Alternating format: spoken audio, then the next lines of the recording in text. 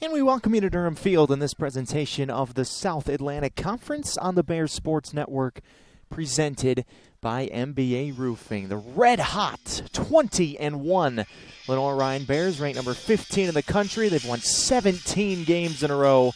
Welcome the Pacers of USC Aiken to town today for a non-conference midweek that should challenge the Bears and get them ready to continue SAC play this upcoming weekend at Tusculum. As we welcome you into Durham Field, Eric Bach, delighted you're along with us on this cloudy 62-degree Tuesday afternoon in Hickory.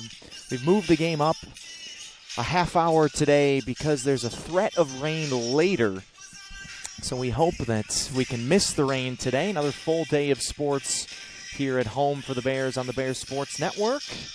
USC Aiken, as you see, 8-9 on the year, but they played one of the toughest schedules in the entire country. 2-1 in the very stacked Peach Belt Conference. So Aiken definitely better than their 8-9 record indicates. So this should be quite the game today as Tanner Moyers heads to the mound for Lenoir-Rhyne. He's solidified himself as the midweek starter for Chris Ramirez and the Bears.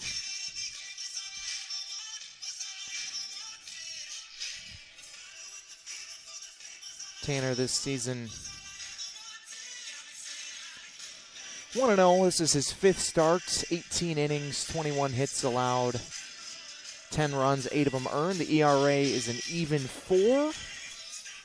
And he's had a couple of really good starts, but coming off not such a great one at Georgia College. Only lasted 2 innings, gave up 5 hits and 4 earned in that one. But before that, 7 shutout innings against Bluefield State here a couple weeks ago in the Bears' last home midweek game of the season. So, hoping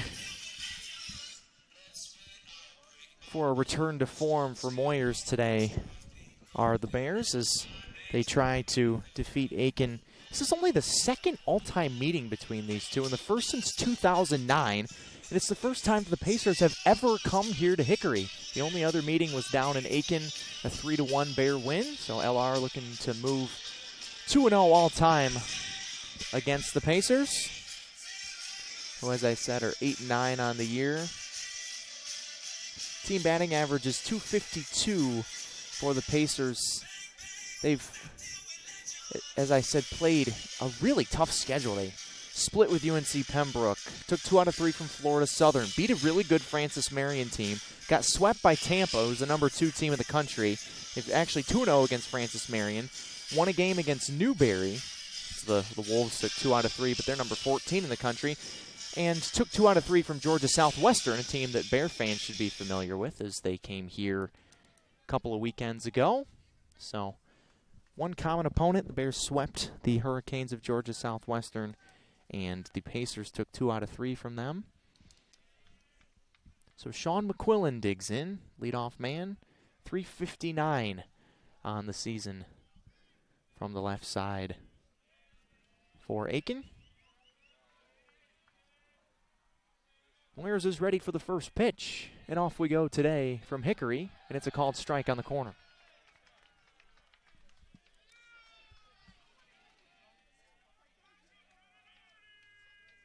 McQuillan comes in with a 4-game hitting streak, had 3 hits in the middle game of that Georgia Southwestern series in the 0-1. Down and away, a ball and a strike. This is a Bear team that's trying to just continue to ride the wave. They have coming off a dramatic 5-run come-from-behind win against Coker in the series finale to preserve that 17-game winning streak. And that was just in a 7-inning game. They're down 7-2. David Bell hit a 3-run home run in the 5th to bring them back within 1. Cole Laskowski in the 7th inning on the second pitch of the inning. There's a strike from Moyers on the inner half, 2-2. Second pitch of that 7th inning, knocked a ball out to dead center to tie the game. And then Wade Kuda, who is building an All-American resume for this season, drove in the game-winning run, a gap shot to left center field. Moyers has a strikeout of McQuillan on a beautiful slider that ducked down to the lefty. And one gone here in the top of the first.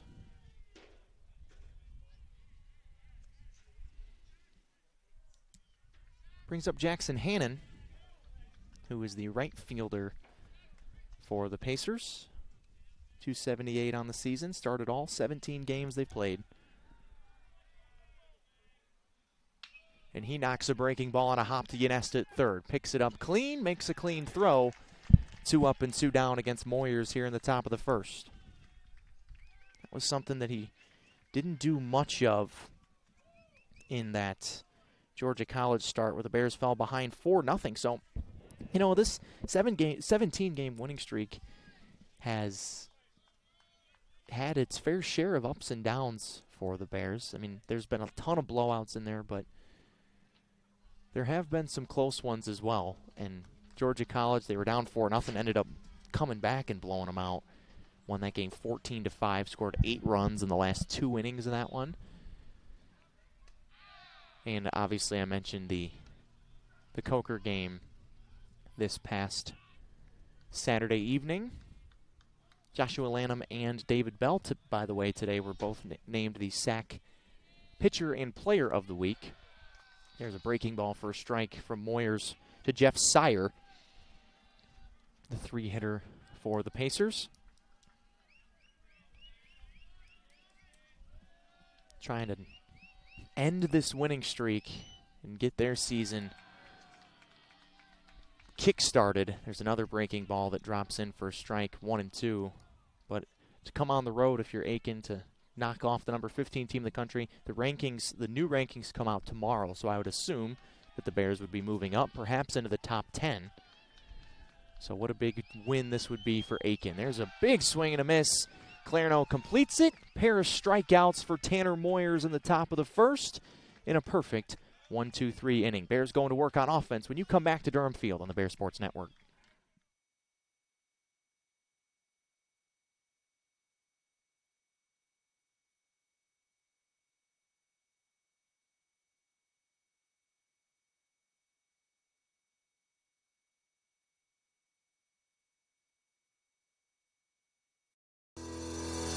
Cordell Harris Insurance Agency, a family-owned and operated business serving the Hickory area since 1981, where we strive to take care of you and your den like family. As an independent insurance agency, we offer a vast spectrum of coverage for your commercial and personal insurance needs with our extensive network of providers. Cordell Harris Insurance Agency is a proud sponsor of Lenoir-Rhyne Athletics. Protect your den with Cordell Harris. Go Bears!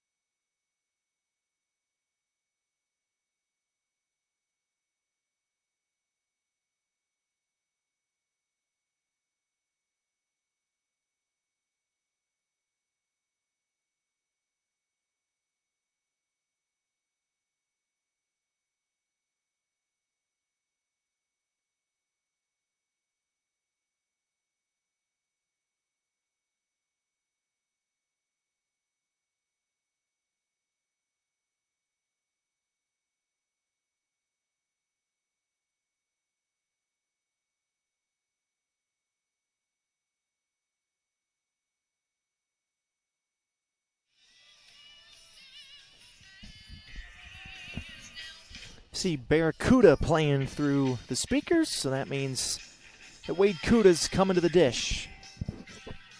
Facing Jacob Fletcher, righty for Aiken. The redshirt freshman from Ackworth, Georgia, misses down and away for ball 1, making his 4th start of the season. ERA is pretty good, just a touch over 3.5, 15 1/3 innings, 20 hits allowed, 6 earned. This is his 4th start. Kuda rips the second pitch foul down the left field line for strike one. Wade, 472. Comes into this one on a 12-game hitting streak. Just knocked in the game-winning run in the series finale against Coker, a series in which he had 6 RBIs. Another foul ball back to the screen. A ball and 2 strikes on Kuda. But he has just been out of this world. He's gotten a hit in every single game since February 13th, the series finale against Goldie Beacom, in which he was 0 for 5, but he hit 3 balls to the warning track in that game and just had some bad luck. But had 3 sacrifice flies on the weekend against Coker. Got on base over 75% of the times he came to the plate. 2-2.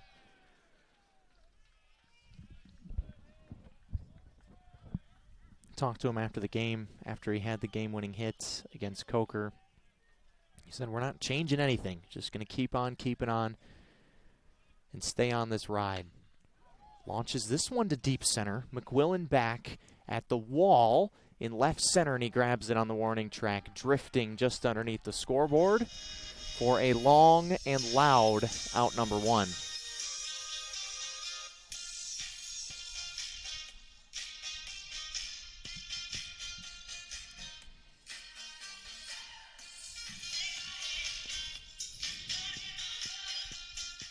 Cole Askowski now just hit his first career home run and lines the first pitch right back up the chute for the first hit of the ball game for either side. Askowski continuing his recent tear.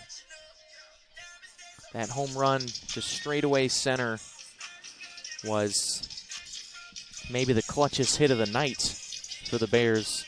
Down a run. Things were looking a little bleak. And Laskowski took the second pitch of the inning straight out of the ballpark. So now Drew Yanesta, grad transfer from Erskine, hitting .383, 10 points better than he hit last season at Erskine, where he was first team All-Conference Carolinas. Has some experience against USC Aiken. Flyers and Pacers link up a lot. Swings at the first fastball. Fouls it off to the right for strike 1.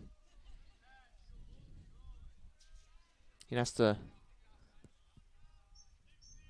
saw a 9-game hitting streak broke.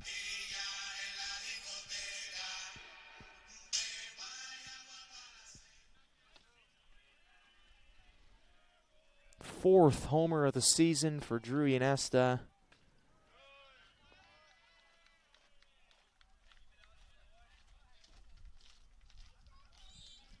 And 2 more RBIs, and just like that, it is 2-0 Bears. Kuda almost hit the ball out to begin with, and then Yanesta does. Atiles, who's been awesome himself, is down 0-2 as he has fouled 2 pitches off. Home run number 4. RBIs number 20 and 21 for Drew Yanesta. Tilles takes downstairs, 1-2.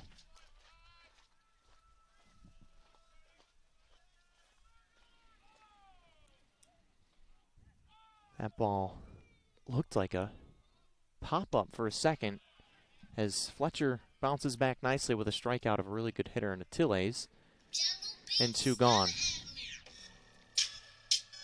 But it just kept on going, kind of pimped it too.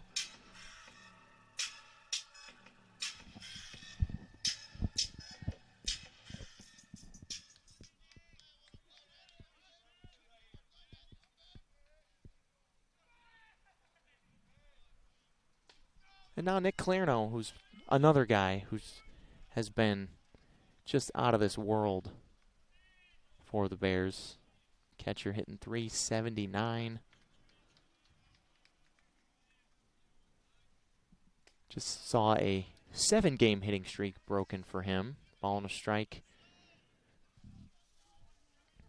So 2-run home run for Drew Yanesta. It's opened the scoring here in Hickory.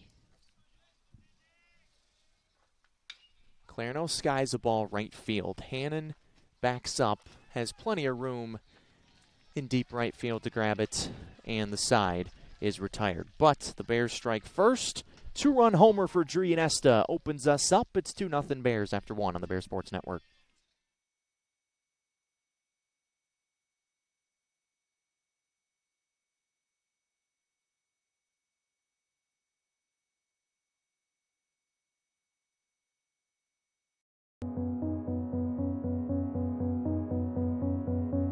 I'm Rob with Center Street Eats. We're located at 2250 North Center Street in Viewmont. We offer fast dine-in and carry-out service. Usually your prepared meals at lunch from 11 to 3 are ready within 5 minutes. Center Street Eats also offers prepared meals and snacks, protein bars, smoothies, and so much more. We can accommodate most allergy restrictions and can adjust our weekly menu to comply with the most current trending diets like keto and paleo. Street Eats has helped fuel the sports programs at Lenoir-Rhyne for over 10 years now. We work with every program on campus, and we look forward to working with them again.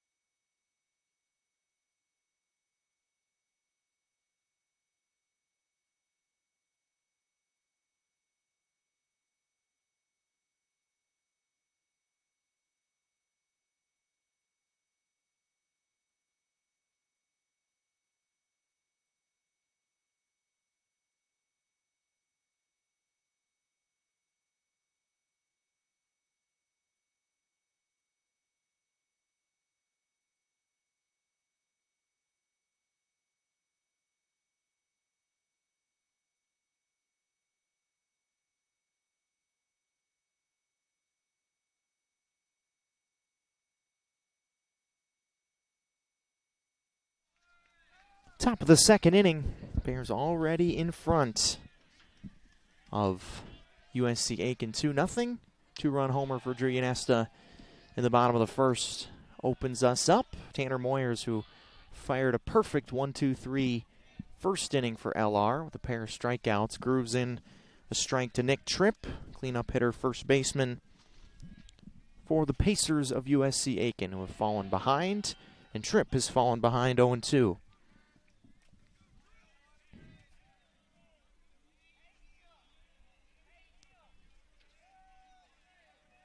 Ynesta hits his 4th homer of the season. Moyers changes up his delivery on 0-2 and misses a touch outside. A ball and 2 strikes.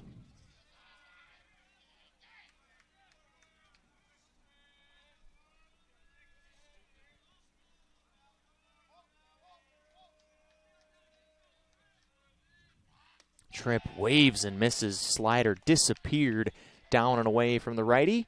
And Moyers has struck out 3 out of the first 4 men he's faced here today.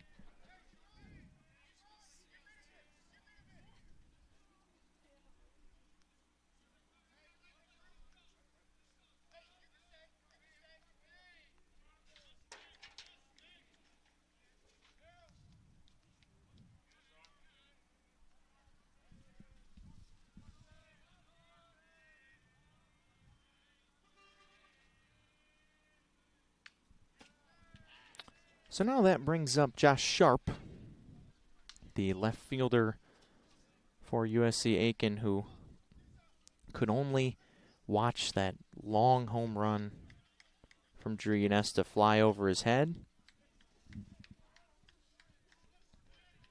Thought he might have a chance at it for a second, but it just kept going.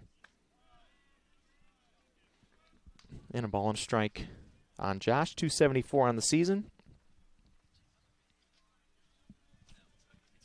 Started all 17 games in the outfield for USC Aiken. The 1-1. Floats up and away from the lefty Sharp. 2 balls and a strike.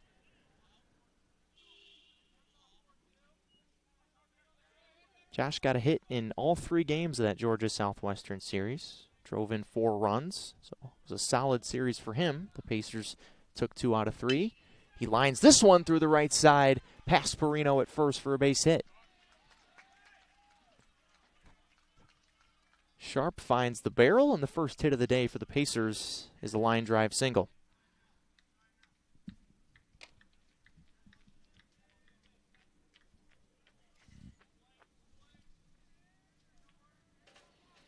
Brings up Caden Blankenship, third baseman for the Pacers. Batting sixth today.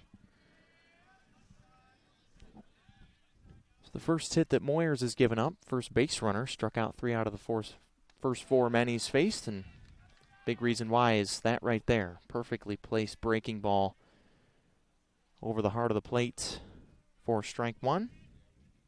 Blankenship's had a bit of a struggle at the plate this year in 17 games. He's 12 for 58. 207 the average.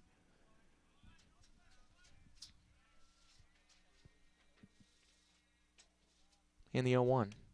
Leans out of the way in the right-handed batter's box. A ball and a strike.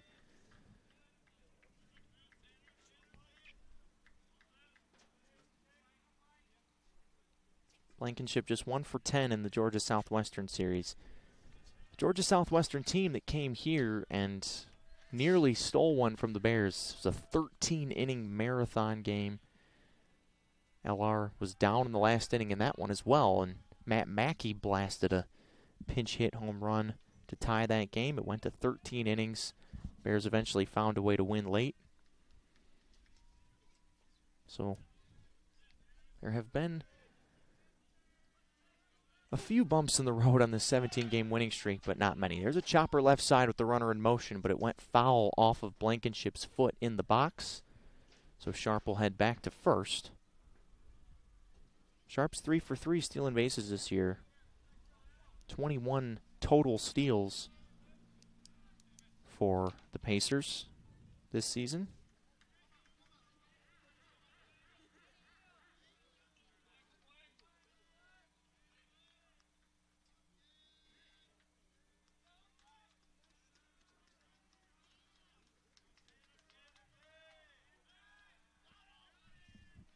Another look.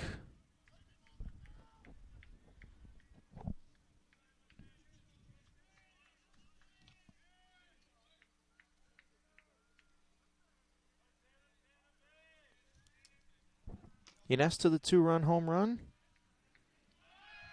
Runner goes again. This one's flared to right field. Bell glides over into the gap and grabs it. Sharp retreats back to first and 2 outs.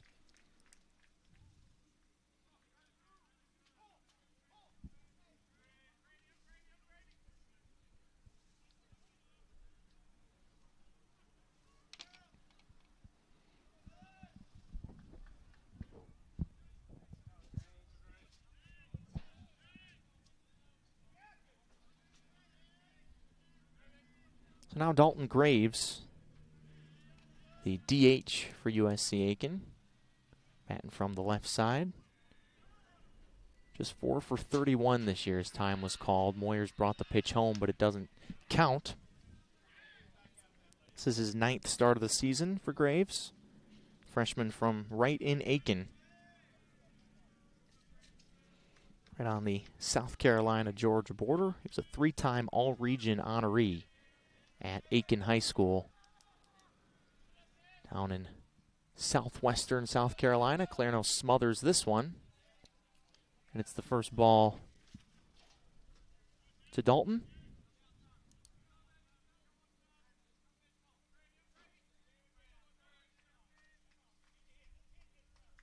Defense is the exact same as you're used to seeing. Kuda in center plays way over into the right center field gap. And Collette in left, way off the line. There's tons of space down the left field line. You see Collette there in left field playing practically in the gap. Bears will do that in the outfield. Shift and move around. And the 1-0. Wave and a miss. It was off the plate. Moyers got Graves to chase after it. A ball and a strike. Catcher Marcus Mastalone on deck.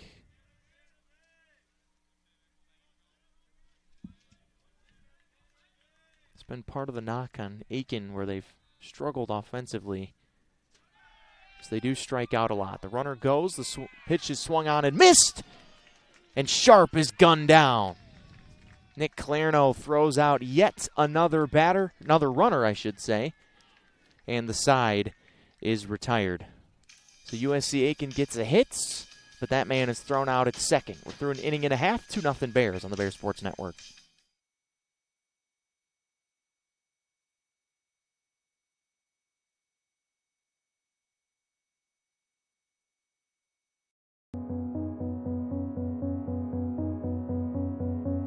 I'm Rob with Center Street Eats. We're located at 2250 North Center Street in Viewmont. We offer fast dine-in, carry-out service. Usually your prepared meals at lunch from 11 to 3 are ready within 5 minutes. Center Street Eats also offers prepared meals and snacks, protein bars, smoothies, and so much more. We can accommodate most allergy restrictions and can adjust our weekly menu to comply with the most current trending diets like keto and paleo. Street Eats has helped fuel the sports programs at Lenoir-Rhyne for over 10 years now. We work with every program on campus, and we look forward to working with them again.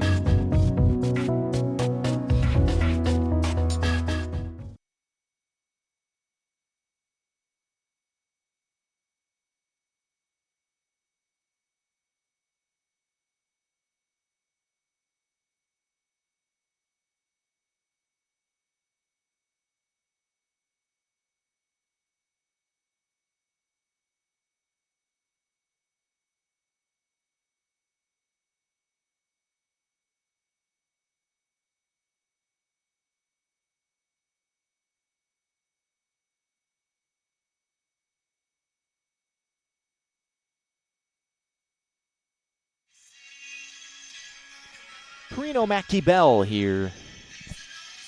In the bottom of the second inning, 2-0 Bears over the Pacers of USC Aiken here on the Bears Sports Network. Presented by MBA Roofing. Eric Bach, delighted you're along with me and us on this Tuesday, March afternoon. Anthony Perino, first baseman, transfer from Sacred Heart up in New York. Takes ball one, and now the second pitch is swung on and grounded. Foul outside the third base bag. Anthony, or Tony as he's known, 361 on the season. 4 for 12 in the Coker series, pair of RBIs. There's a strike at the bottom of the zone, 1-2 on Perino. Also played a really good first base. He's numerous times in that Coker series, he's bailed out his infielders when they've made low throws, particularly his friend and roommate Ynesta, who hit the home run to put the Bears up 2-0 today. This one's muscled into left field and down for a base hit. Fletcher tried to go up and in. Perino got enough of the barrel to it and has a leadoff single here in the bottom of the second.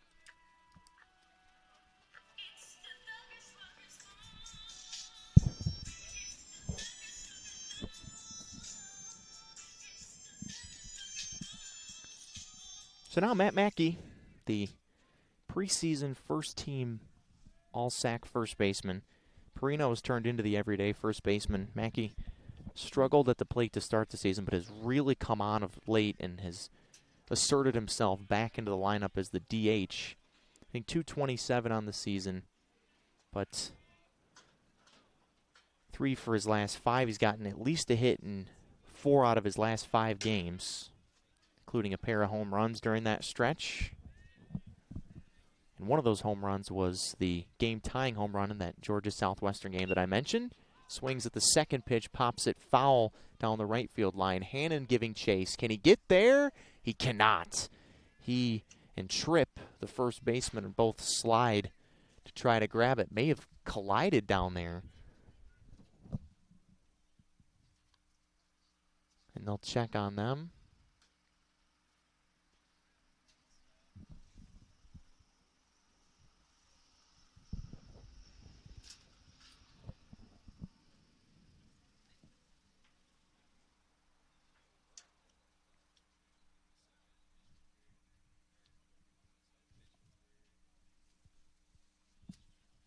It's actually Sire, the second baseman out there. That was, he and Hannon were the ones that collided. And now they're checking on Jackson Hannon out there in foul ground down the right field line. The trainer's out there.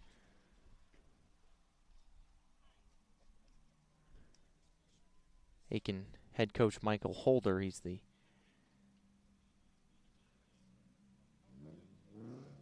interim head coach for the Pacers. Looks like everybody's okay as Hannon gingerly makes his way back to his position out there in right field.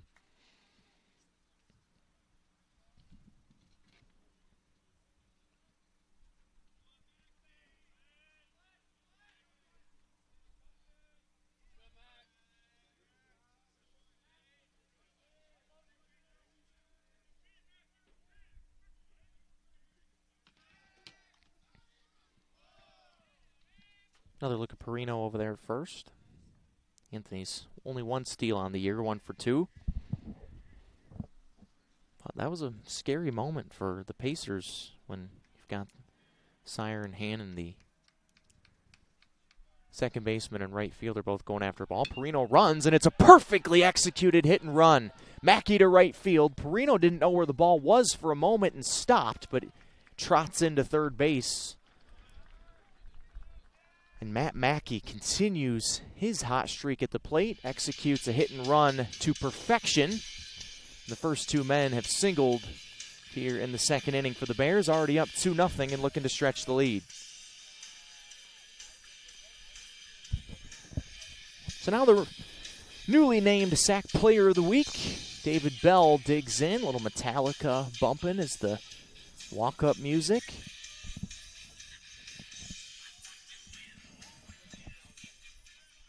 Went 500 last week with 7 RBIs, slugged an even 1,000,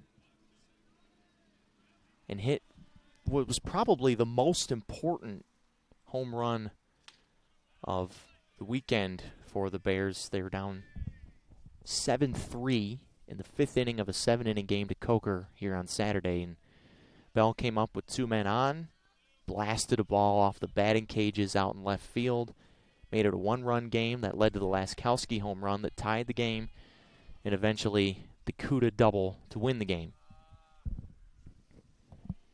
So 2 hits in each of the first 2 innings for the Bears. Laskowski singled in the first, came home on the Ynesta home run. Perino and Mackey back-to-back singles here in the second. 0-1 to Bell. Fouled off, went lunging after a fastball away from him, and is down 0-2.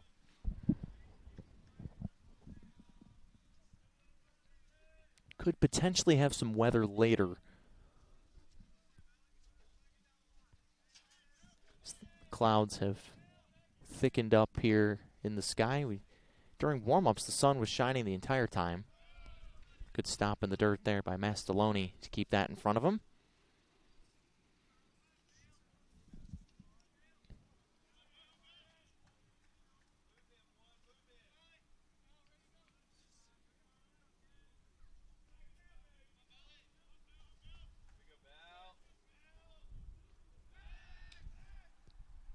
Another look at Mackey over there. Matt's not your typical fast guy. But he's a good base runner. Does have a stolen base this season and gets good jumps, reads balls well in the outfield. And the 1-2. Bell chops it to the left side. This could be 2. Around the horn it goes, but they can't finish it over at first base. So a fielder's choice RBI for David Bell. Perino comes home, and it's 3-0 Bears.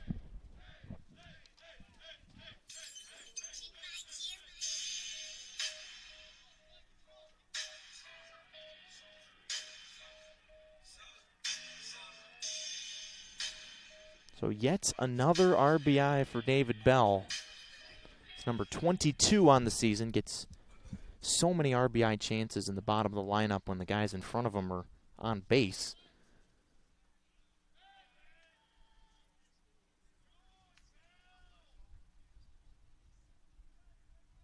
So now Braden Collette, the freshman who they absolutely love, has tremendous upside. He's finally been in the lineup more consistently as we've reached almost the midpoint of the season, believe it or not. This is game number 22 for the Bears. Still the bulk of conference play to come, including this weekend at Tusculum, their first road sack series of the season. Pitch outside. Nope, it's on the corner. Collette has a word or two for the home plate umpire. It always looks worse when the catcher drops it.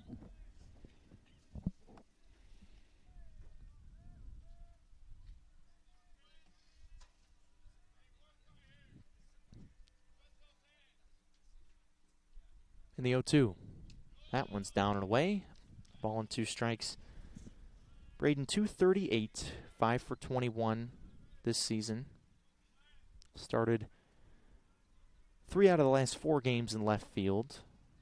Went 3 for 10 in that Coker series. But if he gets on the base pass, that's when he becomes the most dangerous because he's just blazing fast.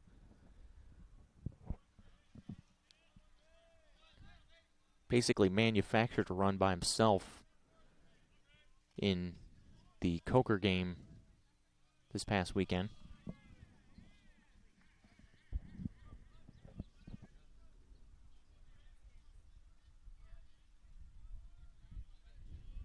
Down 1-2 here. And the pitch from Fletcher as the runner goes and the pitch hits him. Collette gets hit on the left arm. And things are not going well for Fletcher here. Redshirt freshman who transferred to USC Aiken from South Georgia State. Started 16 games there. Went 5-5 through 82 1/3 innings. ERA was less than 4. Over 6.5 strikeouts per 9.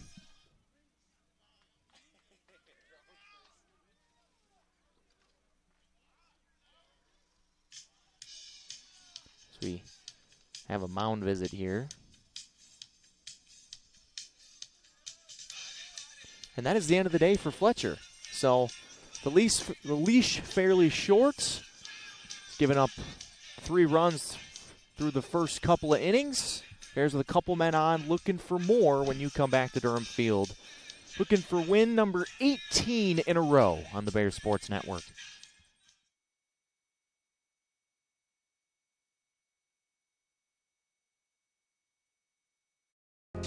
I knew that there was an opportunity to have my college paid for if I was good enough to play baseball at that level. That was going to make a big difference in my family. D2 baseball gave me an opportunity to play at a high level and to get an education that's going to be valuable for me throughout the rest of my life. I chose to take my experience of being a student athlete and pursue that within my career and to get a master's degree. If I wouldn't have had a baseball scholarship, there'd be no chance that I'm doing what I'm doing today.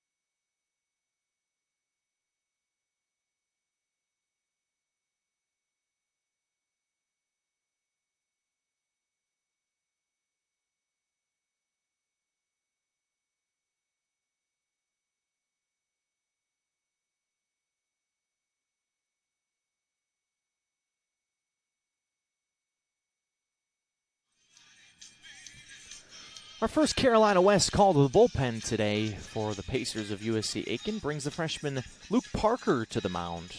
Native of Kingsland, Georgia, 5'11", 185-pound righty, making his 5th appearance of the season. Pitched 10 2/3 innings, giving up 10 hits, 9 earned. The ERA is north of 7.5 for Luke, who most recently pitched at the end of February against Newberry. So the second straight sack opponent he's faced. He'll have to go through the top of this Bear order as Kuda's coming up now for the second time today. Wade flew out to deep center, took the center fielder McQuillan back to the warning track to lead off the Bear offensive attack in the first and lines this one right back up the chute for a base hit. They're going to send Bell as the throw is into third, and another RBI single for Wade Kuda. 2 in the first, 2 in the second for the Bears. It's 4-0.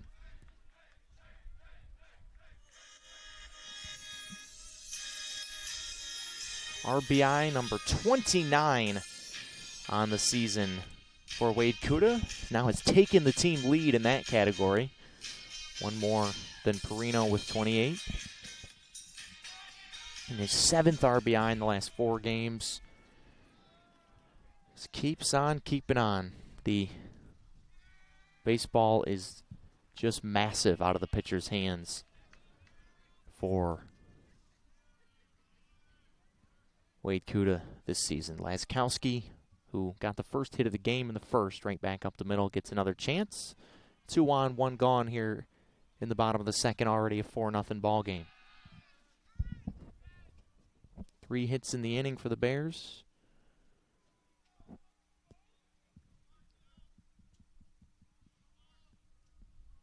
Moyers looks to have his good stuff. He's faced the minimum through 2, giving up a hit, but Clairno threw out the runner Josh Sharp in the second.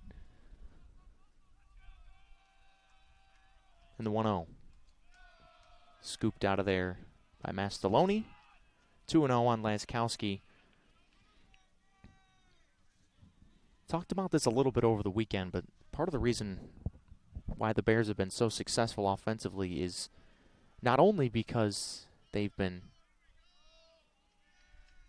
hitting the crap out of the ball, but also because they've taken pitches that are borderline, like that one. Laskowski, it's called a strike on the corner, 2-1, but Bears have walked 116 times this season, including 18 for Laskowski. He's walked a ton, walked 6 times in the Coker series. It's a back pick to second. Collette takes off. Both runners move up. They were trying to catch Collette flat-footed out there at second base.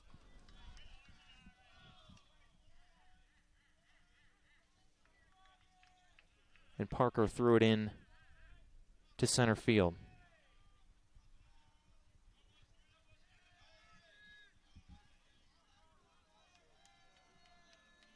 So now 2 men in scoring position for Laskowski. Takes a breaking ball up at his chin. 3-1.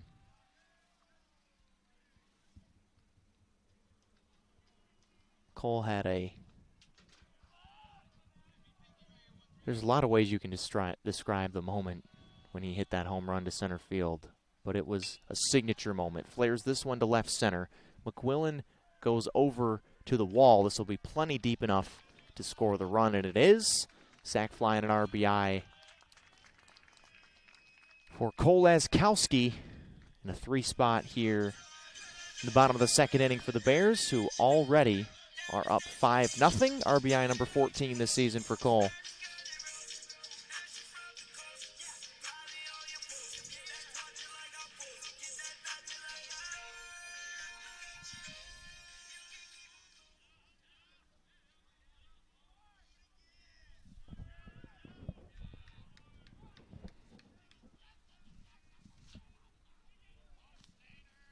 So now Ionesto hit his 4th home run of the season in the first inning.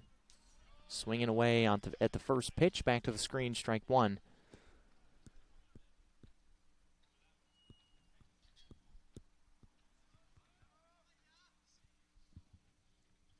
Yeah, there's a lot of rah-rah, beat your chest guys on this Bear team, which is a good thing. Drew Ionesto is not one of those guys. He's just very even-keeled, low-key, just always going about his business. Plays like a vet because he is a vet. In his 5th year in college baseball. CPL champion with the Savannah Bananas this past summer. He and his teammate Clairno earned that distinction. Down 0-2 here, trying to keep the inning alive, get his 2nd hit of the day. Stays alive, fastball inner half. Still 0-2.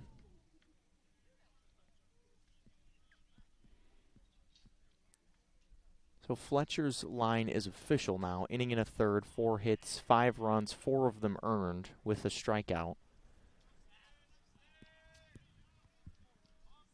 Parker trying to get out of the second inning. Breaking ball, and he does just that. Ginesta waves and misses at the top of the zone, and the side is retired. But the Bears get 3 hits, score 3 runs in the second, and are up 5-0 through 2 on the Bear Sports Network.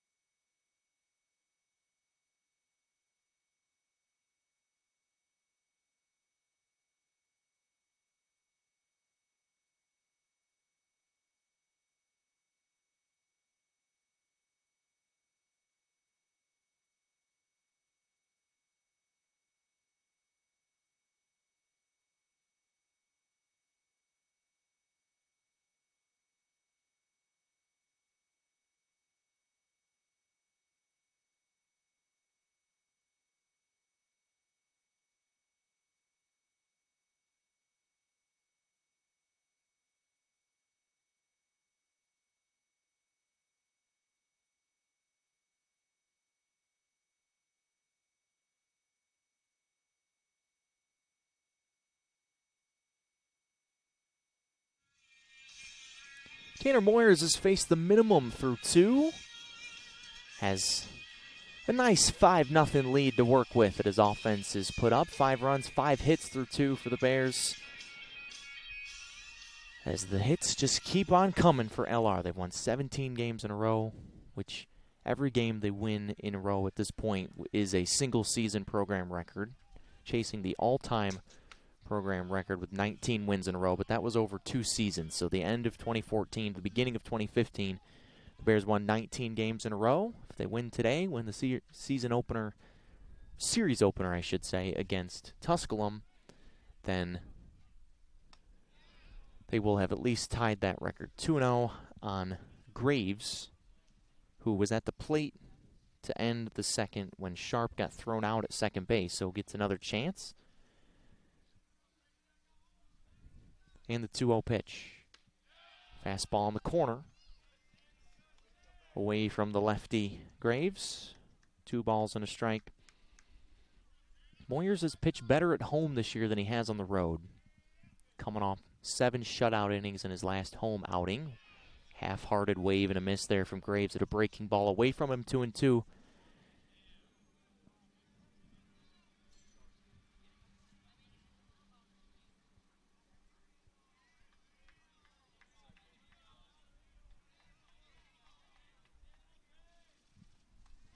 And Moyers bounces back after falling behind 2-0, throws 3 straight strikes to Graves, and has his 4th strikeout of this outing here to lead things off in the top of the 3rd. Mastaloni, the catcher, coming up.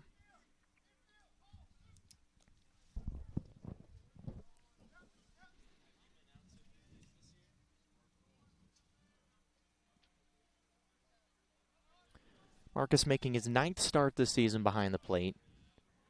4 for 23 batting this season. The sophomore from Stuart, Florida. Not a big guy, 5'8", 155 pounds, but coming off a 3-hit game with a pair of RBIs in the series finale against Georgia Southwestern. Hits this ball right at Kuda to center field. Takes a couple steps to his left and grabs it. 2 up and 2 down here in the top of the 3rd against Tanner Moyers, who seems to have his mojos, got his stuff, hitting his spots, throwing all of his pitches for strikes, checking all the boxes that you know is pitching coach Jarek Beasley, who, by the way, is a USC Aiken alum, loves to see. So Coach Bees' staff pitching against his alma mater today.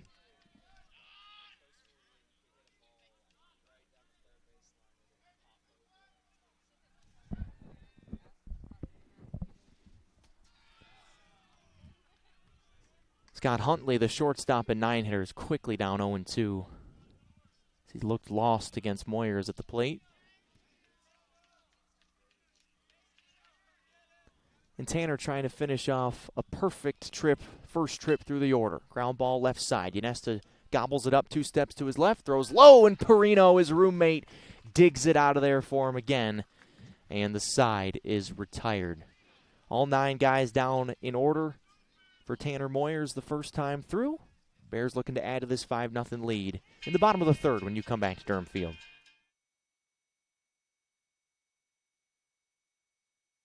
Being a champion takes more than talent, more than the perfect pass, more than using your head. Being a champion takes the spirit to always push harder, the ability to overcome any hurdle, and the fire to be the best. Welcome to Division II, where the pursuit is yours to create. And the question isn't, can you do it? It's, will you?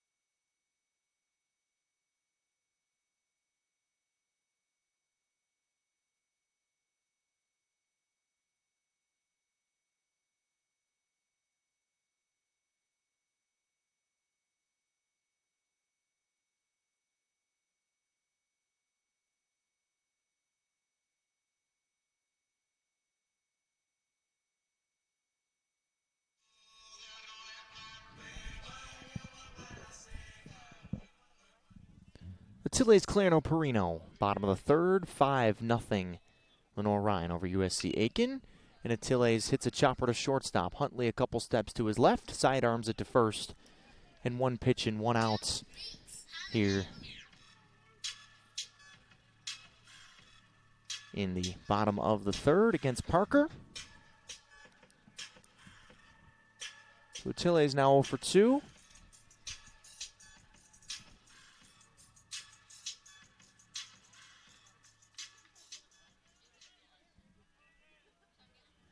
Luke Parker trying not to make this a massive bullpen game for USC Aiken. Obviously, you want to win every game you play, but I would imagine that the Peach Belt games are the much bigger fish to fry for the Pacers, so you don't want to burn through your bullpen. As Clarno yanks a ball down the left field line, but foul. Was ahead of a curveball there from Parker. And is down 0-2. Nick flew out to right in his first at-bat back in the first inning. Georgia native, transferred from North Georgia. Year 2 here in Hickory has been a smashing success. 1-2.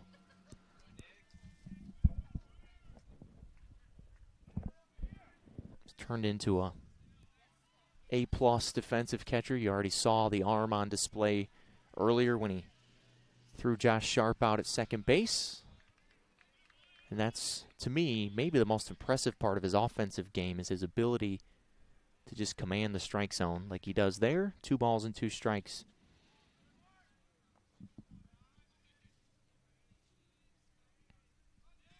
And another 2-2.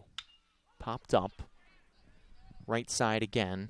Hannon, who got Clarno the first time, gets him again. And 2 up and 2 down here against Parker in the bottom of the third.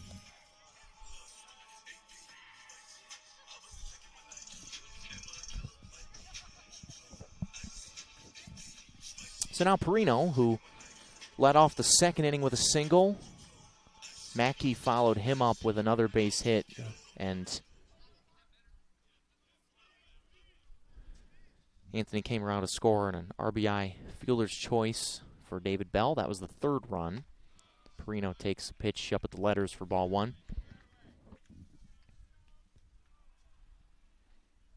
One of the good, just really raw power guys, just super strong. Perino, the single that he hit in the second was probably not even a strike. It was a pitch, fastball that was up and in that got the barrel to and just muscled it over the shortstop Huntley's head into left center field.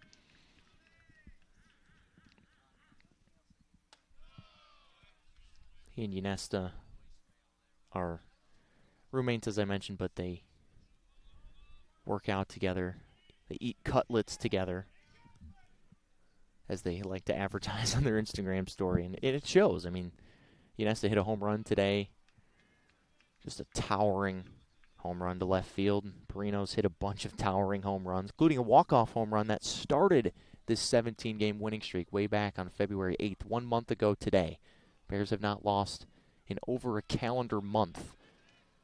There's a walk to Perino. So he's aboard with 2 outs here in the third, and another chance for Matt Mackey.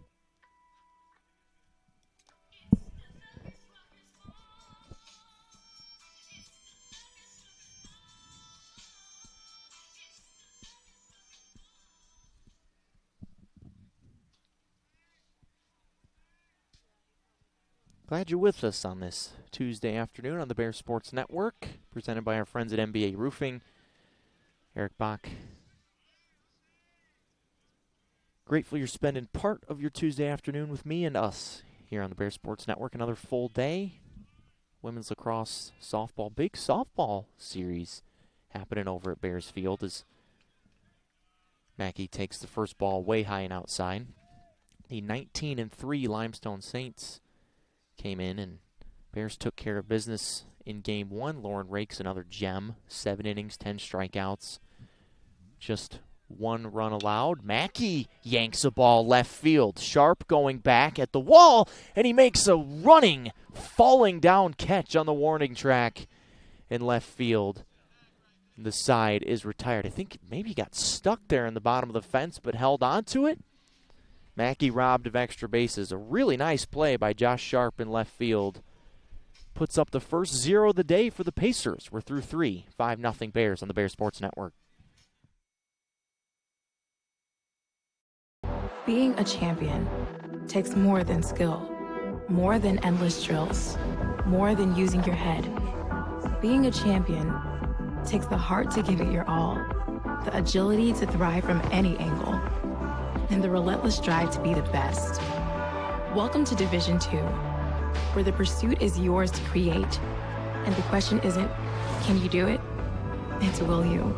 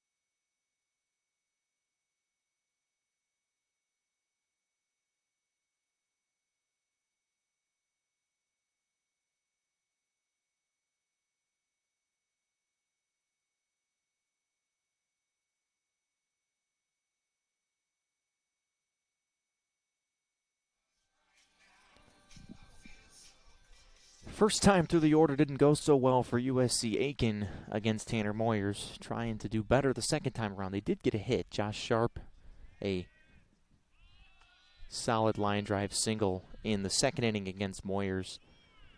So it's not like he's got a no-hitter or a perfect game going, but he did face the minimum because Sharp was thrown out at second base by Clarno. So now McQuillan, who struck out to open the game against Tanner Moyers, leads things off here in the fourth. 5-0 Bears, looking for win number 18 in a row. Here's a bunt in front of the dish. Clarno not able to grab it in time, and it's an infield single for McQuillan. He and Moyers, perhaps a bit of a miscommunication there about who was going to take that. Clarno ended up with it, and it's an infield single for McQuillan. Got to take them any way you can get them right now if you're USC Aiken, trying to dig themselves out of a 5-run hole.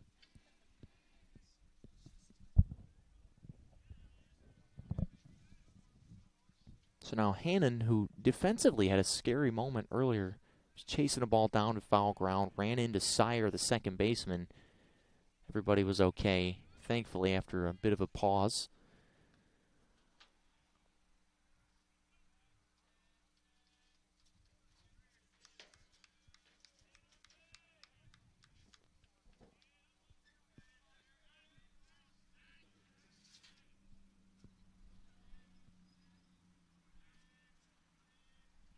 Another bunt. This one's popped up. Clarno catch it? He sure did. Lunged out and plucked it off the turf. So a failed sacrifice bunt attempt there for Hannon is the first out of the fourth inning.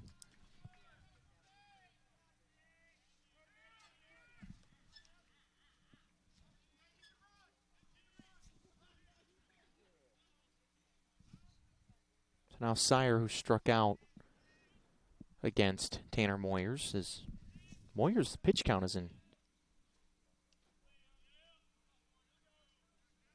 good shape. Only 38 so far. 25 strikes. He's been all around the strike zone. Hasn't walked anybody. Sire lines the ball towards the left center field gap, and it's down. Collette cuts it off. Going to third is McQuillan, and it's a double for Jeff Sire. Aiken's best scoring chance of the day comes here in the fourth inning with runners on second and third, and Tripp, the cleanup man, coming up. Collette did well to cut it off, but it was just too deep in the gap for him to throw anyone out.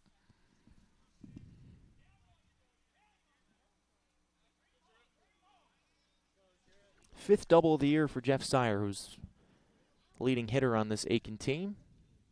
Third leading hitter on the team is at the plate. Nick Tripp, breaking ball, misses too tight to the righty. Clarno thought about throwing back to third to catch McQuillan down there, but did not.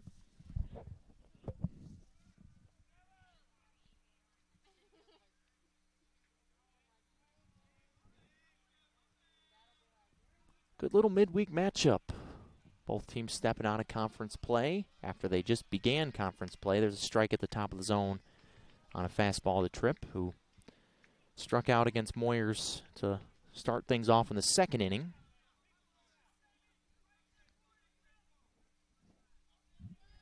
Trying to do better this time around.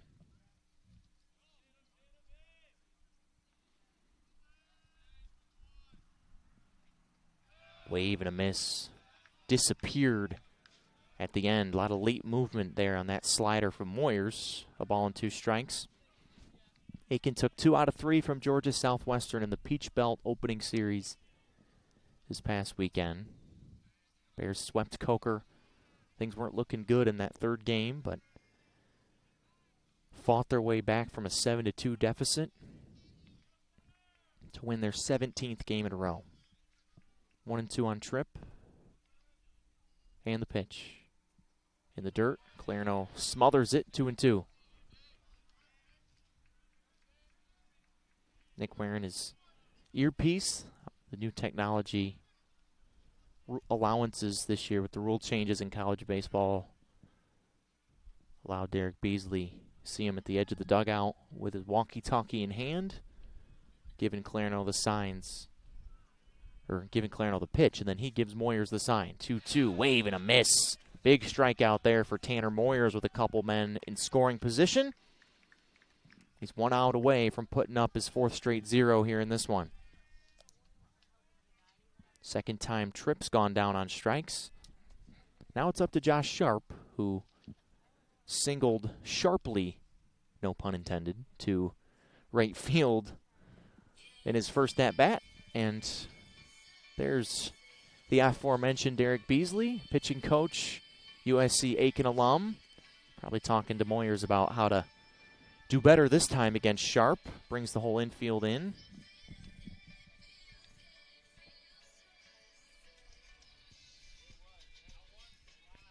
Can't say enough about the job that Bees has done this year with this pitching staff. And obviously he's got two alpha dogs in Lanham and Andrew Patrick as his 1 and 2 starters. So it's easy for the pitching coach to look good when you've got those two guys. But a lot of the reason that they are good is because of Derek Beasley. The starters this season, 12-1, 106 innings, 3.14 ERA as a collective group. And the bullpen is not far behind, 8-0, 3.18 ERA in 82 innings, giving up only 29 earned runs. Starters have struck out 145 batters in 106 innings.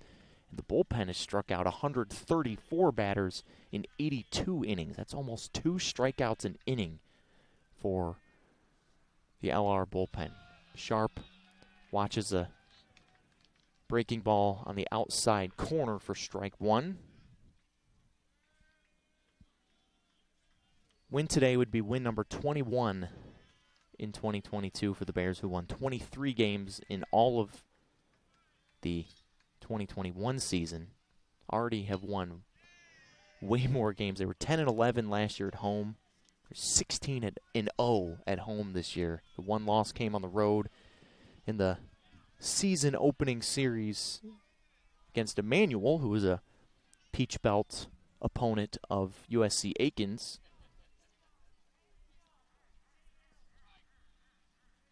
But Moyers 1 strike away from stranding a couple men in scoring position. The 0-2 pitch flared to center field.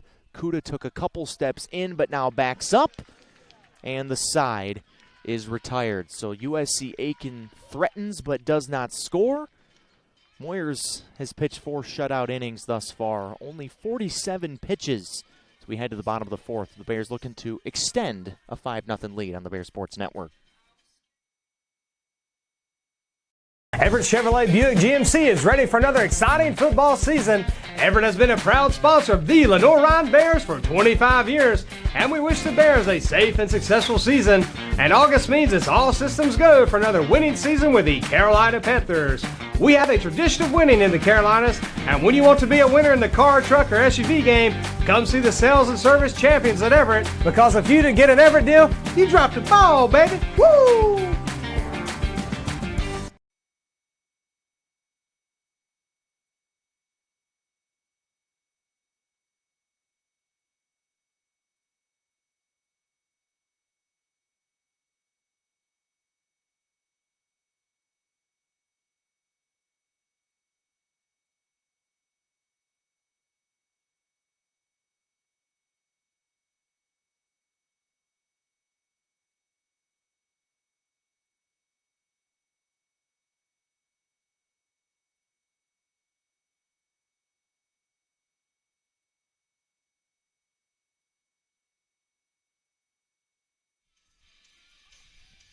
Luke Parker back to work for the Pacers of USC Aiken. Put up the first 0 of the day for Aiken pitching against the Bears in the bottom of the 3rd.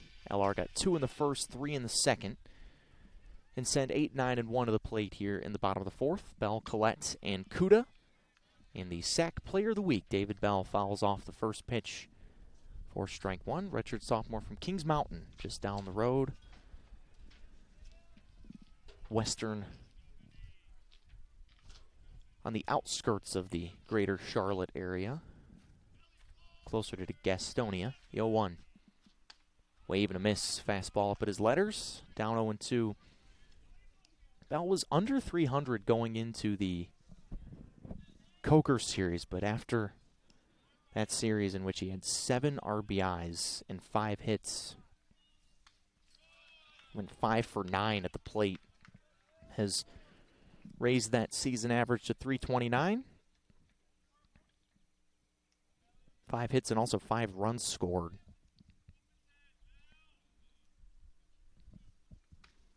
But swings and misses here against Parker, who seemed to have settled into a bit of a groove here in these last few batters. He retires the leadoff man in the bottom of the fourth, brings up Braden Collette.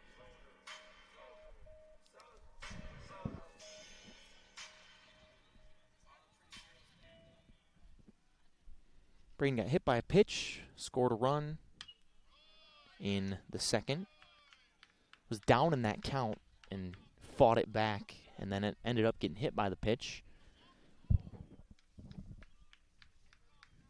Dual sport athlete here at LR. Also a member of the football team for head coach Mike Jacobs.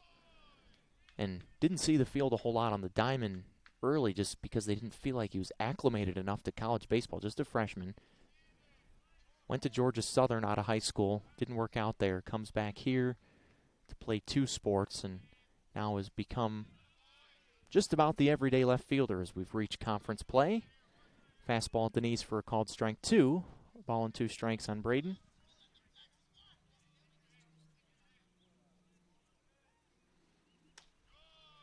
Freshman from Evans, Georgia, takes a fastball. Touch off the plate from the righty Parker. 2-2. Kuda, leadoff man, waiting for his third at-bat on deck.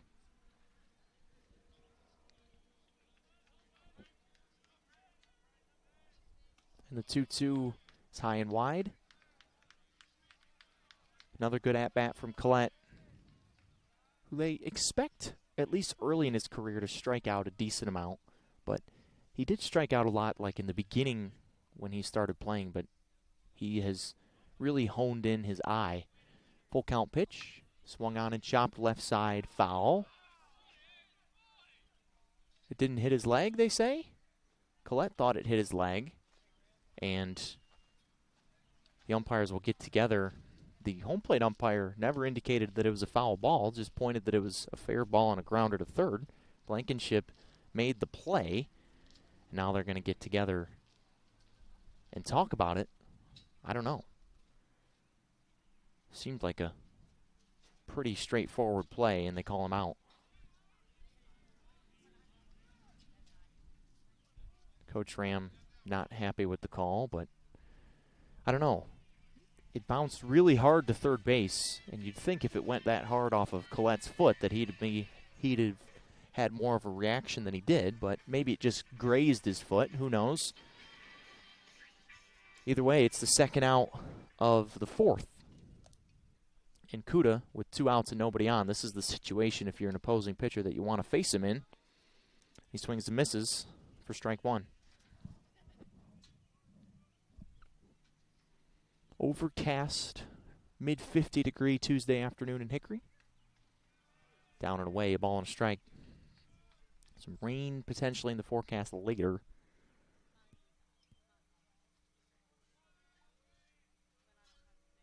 Maybe around 5 o'clock. It's 4:43 local time.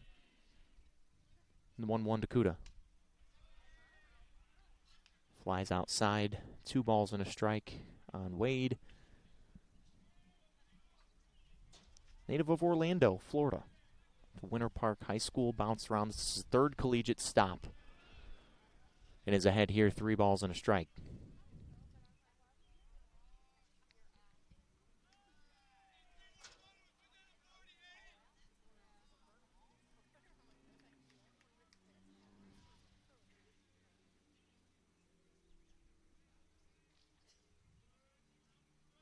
And the 3-1.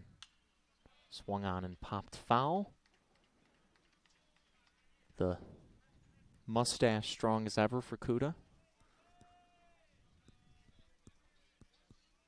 And my God, I wouldn't get rid of it either, the way that he's been going this season. Has had it the entire season. Full count pitch towards the right center field gap.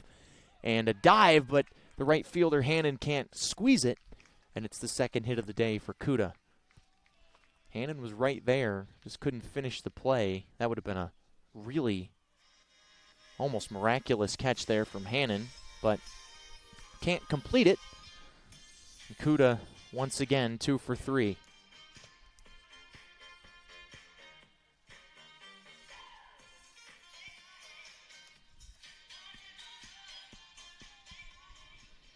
So now Laskowski, who is 1 for 1, single run scored, and then a sacrifice fly and an RBI.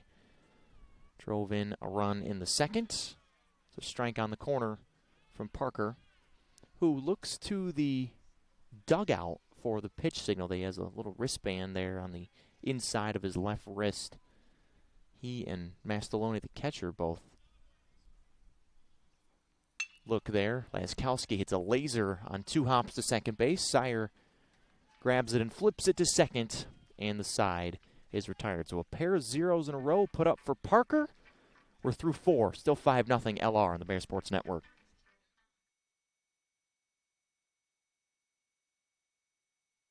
Love being busy in my garden. I got flowers to plant and beds to clean out. When I was feeling really tired and not like myself, I saw a doctor. Look at me now. The doctors were good, they worked with me, and they laughed with me. I'm back to doing everything I love. I needed a doctor, and I found the expert for my heart.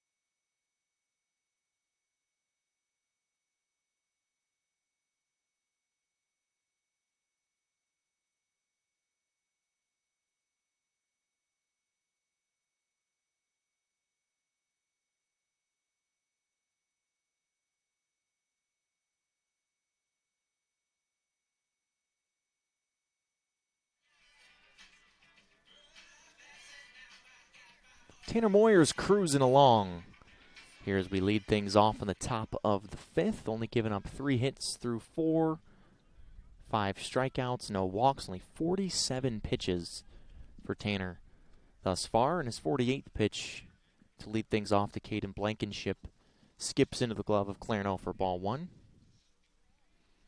Moyer's got out of a decent little jam in the 4th. Aiken had runners on 2nd and 3rd with 1 out, but strikeout and a fly out to end the inning got Moyers out of it. Blankenship checks the swing, but it's a strike anyway.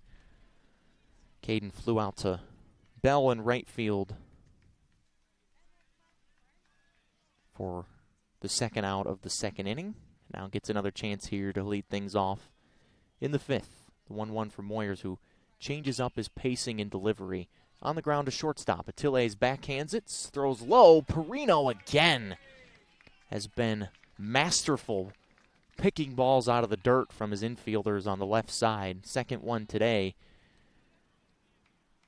And 1 out here in the top of the 5th. Perino, not a natural first baseman, can play just about anywhere in the infield. Started the season at second base when Attiles was out, and Laskowski was at short. Mackey was at first, but Anthony, obviously offensively, you've got to have him in the lineup every day, but defensively has turned into a real asset down there at first base. Graves, the DH, chops the 2nd pitch foul and is quickly down 0-2. Dalton was a strikeout victim of Moyers to lead off the 3rd inning.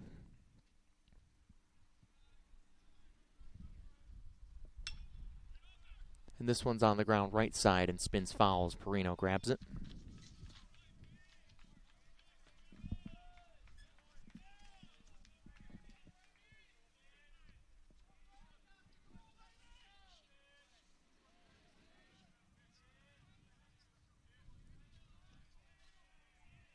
No Chris Ramirez on the broadcast today because we're in a different spot than we normally are, not in our usual perch on top of the dugout. Normally in the 3rd or 4th inning we have Coach Ram on for a half inning when the Bears are on defense, but We're under a tent here behind home plate in anticipation of the rain. Can't get the equipment wet because then we wouldn't be able to bring you Bears baseball.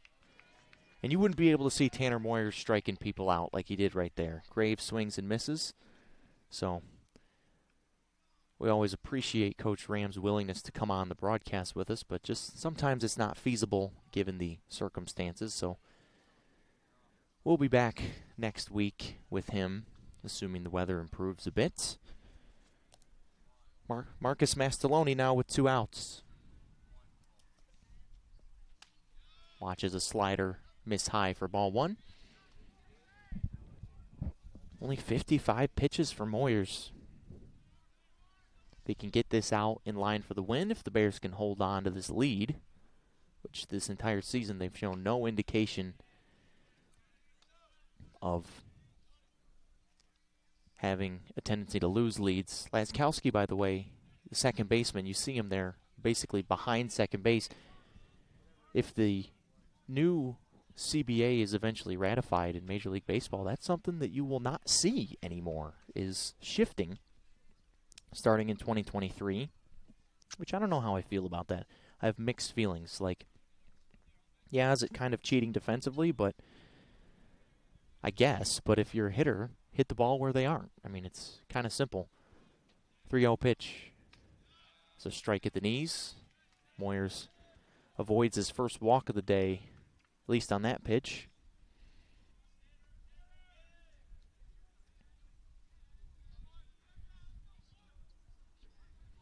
And the 3-1.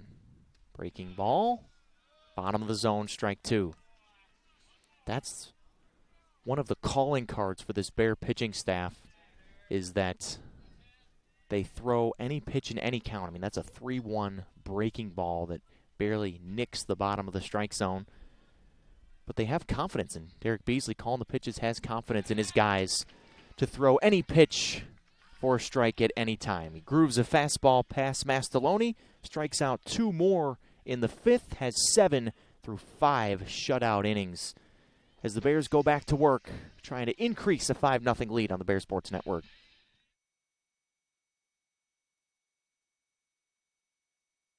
Hickory's Hometown Jeweler celebrates our hometown teams, college sweethearts.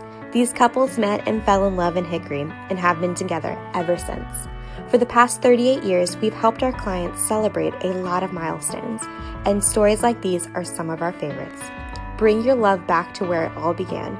Show your college sweetheart the past as you look together to the future, and let us help you start your future here at Oz's Jewelers.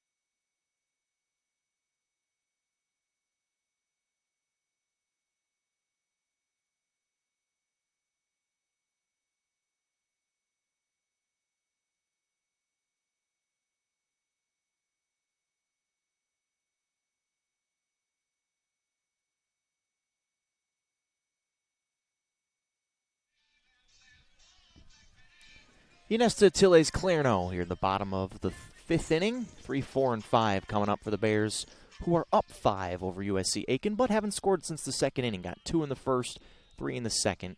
Parker, as Ynesta cranks a ball to left field, right on the barrel with it for his 2nd hit of the day. Hit a 2-run home run in the 1st inning to open the scoring today, and is now 2 for 3. Back on track after an 0 for 3 series finale against Coker. Now Luis Attila is the leading hitter on this Bear team. 482 coming in 17 games. Squares to bunt, pulls it back, ball 1.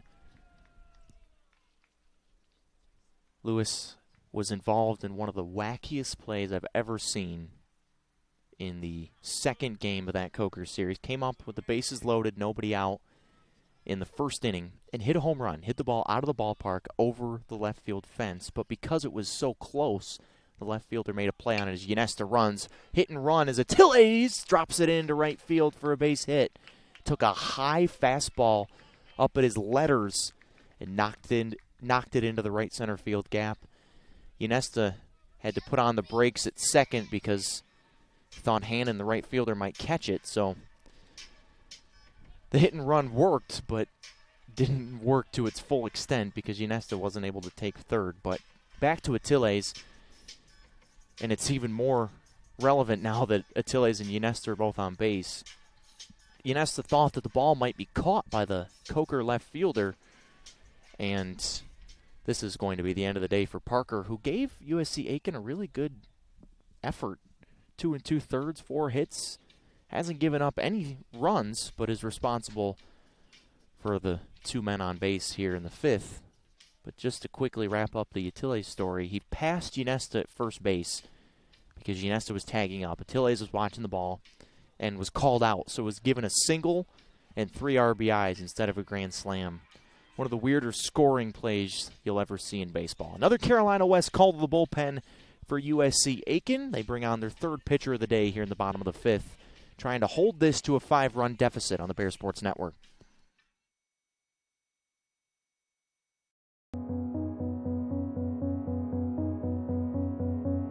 I'm Rob with Center Street Eats. We're located at 2250 North Center Street in Viewmont. We offer fast dine-in and carry-out service.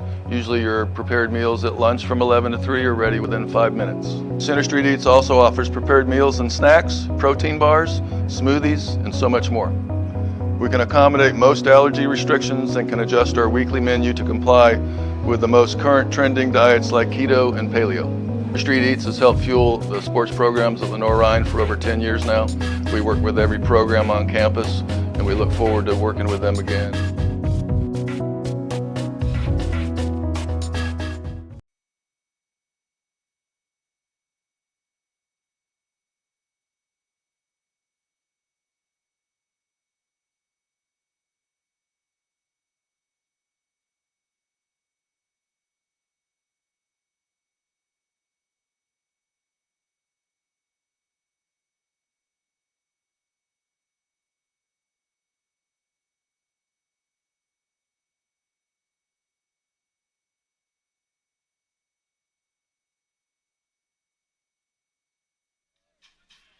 Another Carolina West call to the bullpen for the Pacers of USC Aiken, down 5-0 to Lenoir-Rhyne.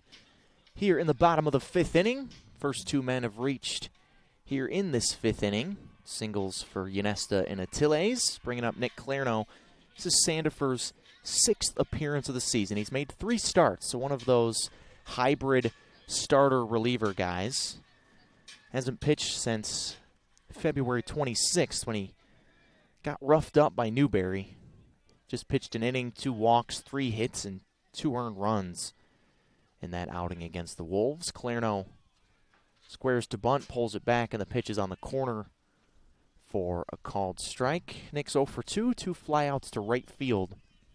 But overall for Sandifer this year, junior from Cope, South Carolina, 6 appearances now. 12.19 ERA as Clarno lays down the bunt. We'll have to hustle it out to first, but Sandifer beats him there with the throw. So sack bunt moves the runners into scoring position for Nick Clarno. And even being the power hitter that he is, he's so willing to do that. And a microcosm of the entire Bear offense right there. Just willing to do whatever it takes for the good of the team and not worried about their personal numbers. The personal numbers have come because they've put each other in situations like this. And now a big RBI chance for one of the big RBI guys on this team, Perino. He's got 28 of them on the season. Shoots the first pitch foul for strike 1. Been on in both of his plate appearances. Single run scored and a walk today for Tony. Long Island native. Long Island comes out in just about everything he does on the field. Big hack fouled back to the screen. Upset with himself. But he didn't get more of that one, 0-2.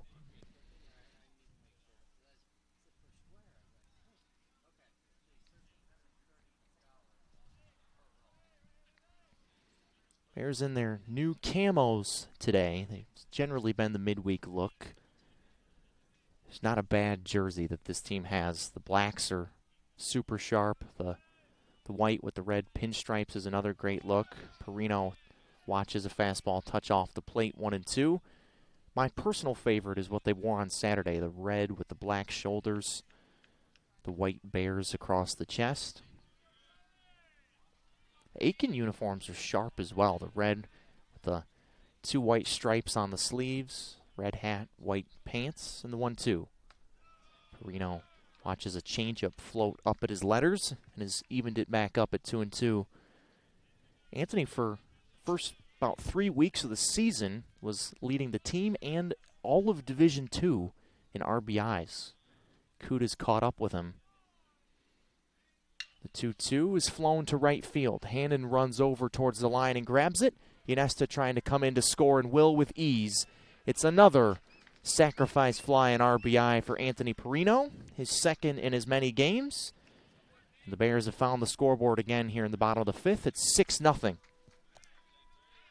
But that is perfect way to manufacture a run there for the Bears. Clairno bunts the guys over. Perino knocks him in with a sac fly. So now he has tied his teammate Kuda back up at 29 RBIs this season for the team lead. Kuda got his 29th earlier in the day. And Perino gets it right there. Mackey waves and misses. Matt's 1 for 2. Got robbed of an extra base hit to end the 3rd inning by Sharp, the left fielder, made a falling down, lunging catch on the warning track in left field. Mackey's hit 2 baseballs really hard today. Watches a slider across the heart of the plate for strike 2 here.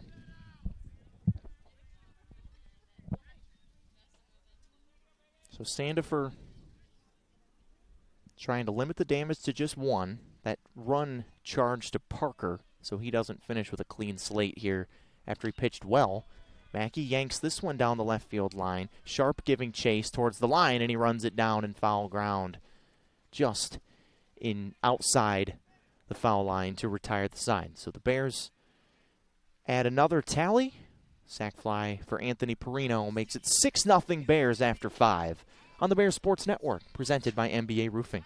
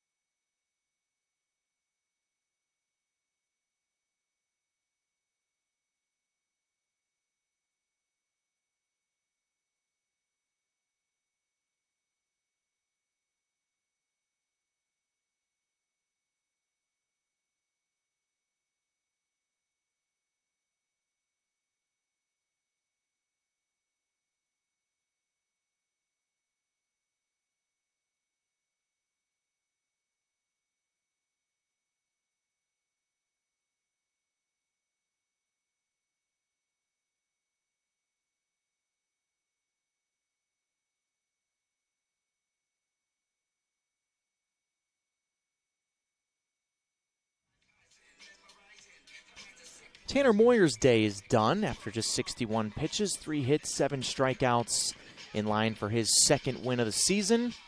Probably wanting to save him for this weekend, potentially, and get some midweek work in the first Carolina West called the bullpen of the day for young Spencer Floyd, the freshman from Maiden. First time he's pitched since February 26th against Georgia Southwestern, 8th appearance of the year.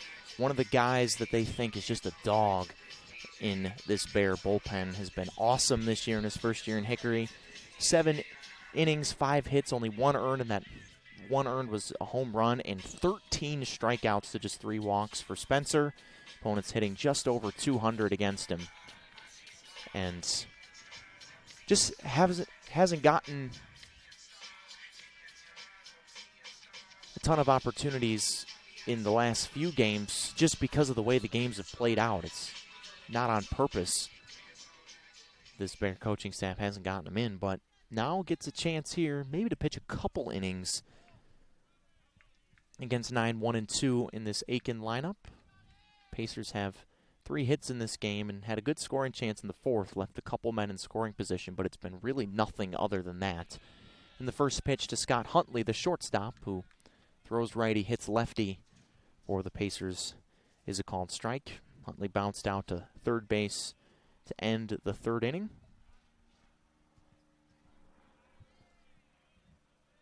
The 0-1 from Floyd. Flame-throwing righty misses downstairs for ball 1. Spencer 6'1", 175 pounds from just down the road in Maiden. That's about 25, 30 minutes depending on traffic from Lenoir-Rhyne's campus.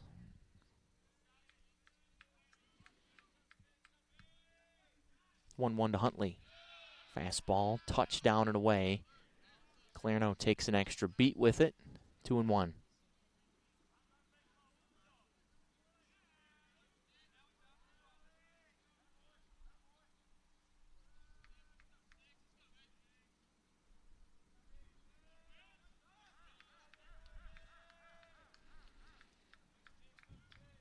Everyone wearing the high socks and stirrups today for the Bears. That's a uniform requirement by Coach Ramirez that everyone wears their pants the same way. So they make a decision as a team whether to do the stirrups or the low pants. Today the decision was the stirrups, which is a good look, I think, with the camo.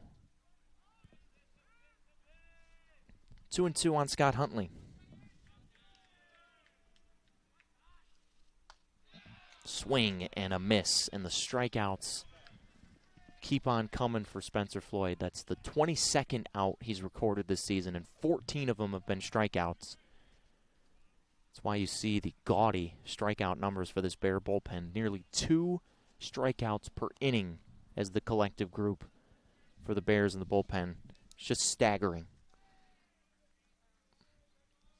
And they've got both from the right side and the left side. Got Caleb Cockerham, the freshman lefty, has been awesome. Floyd, obviously, Cannon Butler's really come on of late. He's maybe the most experienced guy in that Bear bullpen. Braden Houston, the transfer, has not given up anything this year. Ben Freeble, who is in the closer role. Top of the order, 3rd time through the lineup, as Sean McQuillan, the center fielder, who is 1 for 2, was stranded on third base in the 4th. Aiken left 2 men on, but they have only left 2 men on the entire game, just in that inning. And the 1-1. Upstairs, 2 balls and a strike. Quillen came in at .359. This is an Aiken team that's only hit 5 home runs the entire year in 17 games. They don't play long ball too often. Haven't scored a ton of runs either, only 71 in 17 games. Tipped foul, 2-2.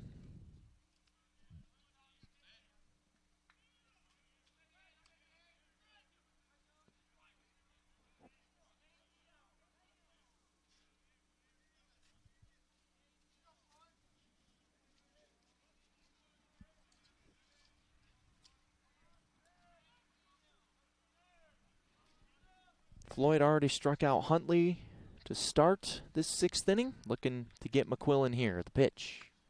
Fastball. He got him as well. Perfectly placed on the corner. 2 up, 2 strikeouts against Spencer Floyd here in the 6th.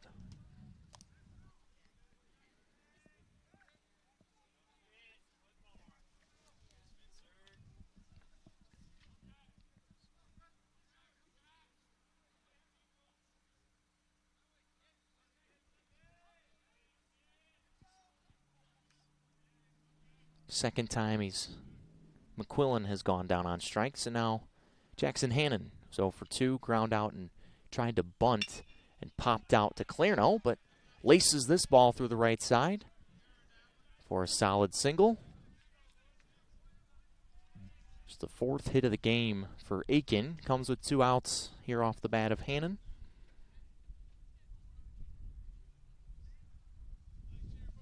His 21st base knock of this 2022 season.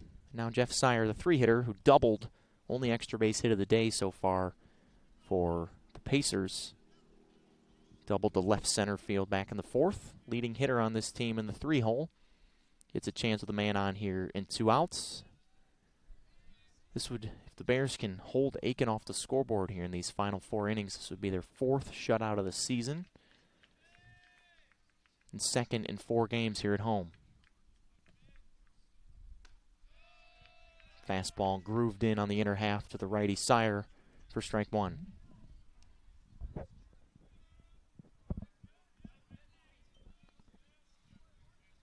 a wild day here for our LR media department. This game was originally scheduled for 4 o'clock, got moved up to 3:30 this morning because of the impending weather, which has not come yet. It was just about 100% chance to rain at 5 o'clock, and here we are at 5:12, and there hasn't been a drop yet. And then softball game with Limestone got moved about 4 different times. It was supposed to be yesterday. They bumped it to today because of the rain yesterday in Hickory. It didn't end up raining until later in the evening, so they could have played that game yesterday, but tried to outsmart Mother Nature, and that never works. And then women's lacrosse today played Alabama Huntsville, so ended up having 3 overlapping events here on a spring break Tuesday. The LR students are away from campus right now.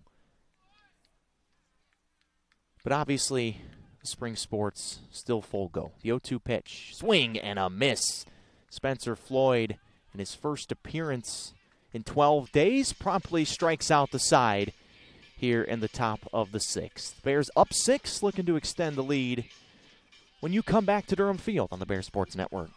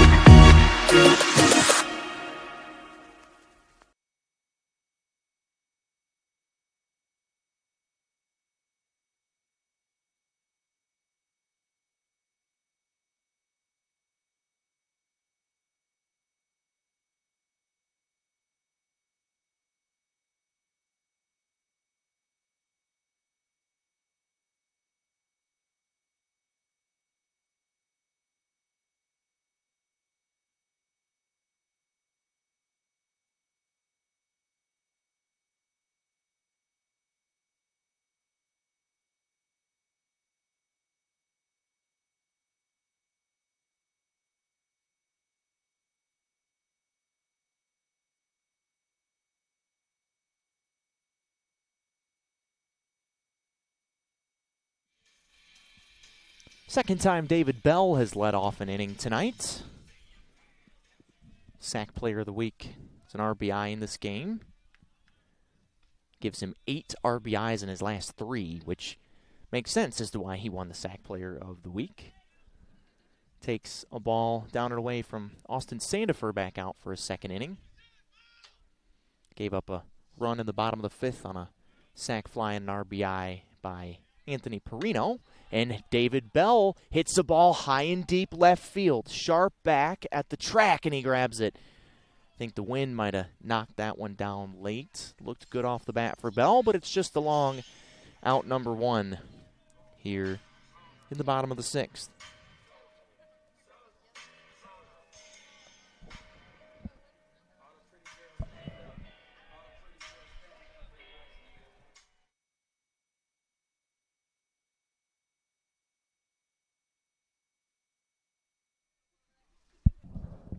So Braden Collette, the freshman, has a diving stop at third by Blankenship, and the throw is not nearly in time.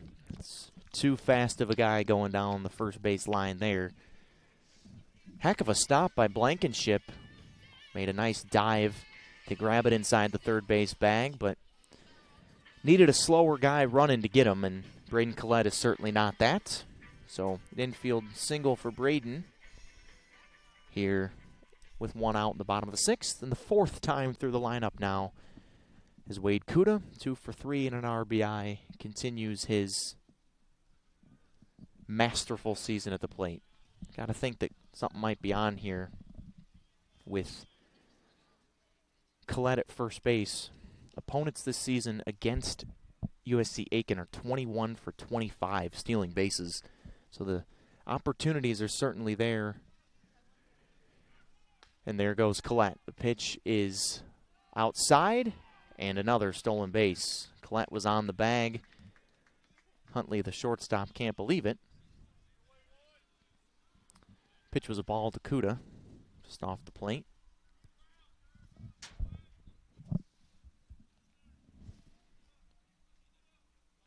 So a swipe there for Collette, and he's in scoring position. He's 3 for 3 now, stealing bags in his first season in Hickory. 1-0 to Kuda. Tried to bunt it, chipped it back to the bricks. Ball and a strike.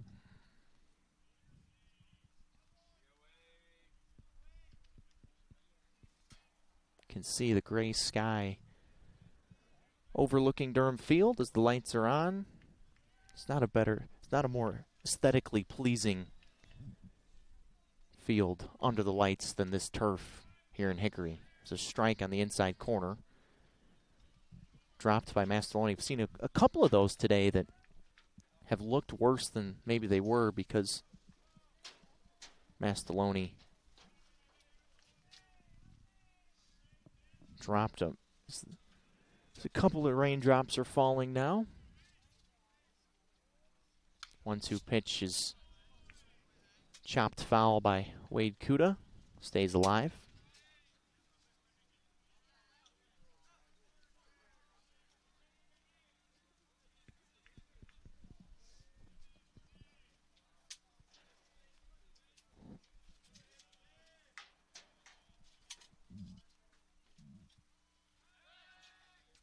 So spin to the glove side by Sandifer there. But Collette, he gets just about the perfect lead out there. Far enough off where he can get a good jump on base knocks, but not close enough where the pitchers don't respect him. Kuda spins and gets hit. One, I think, grazed his hip. Got hit by a pitch the other night in the lower leg, and there was a scary moment as he went down in a heap. But seems to be fine this time.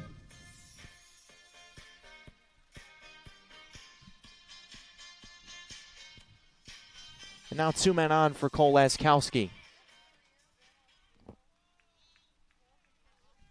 Kuda aboard for the third time today. On-base percentage is just silly. It's over 550 now this season. You're not supposed to get on base 55% of the time in baseball, but Kuda has found a way. Another look at Collette. There was the starter for USC Aiken Fletcher made an error trying to throw back to second base to get Collette earlier. So Pacers trying to avoid repeating that mistake. 1-0 to Laskowski, floats up and away from the lefty, and it's 2-0. 6-0 Bears, 2 in the first, 3 in the second, and 1 in the fifth for LR. They've had 9 hits, haven't committed an error thus far. Only 4 hits for Aiken, and the 1 error that I mentioned.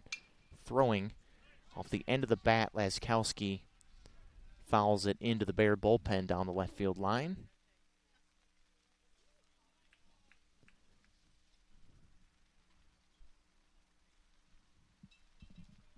As it started to sprinkle here in Hickory. Rain is coming just a little bit late.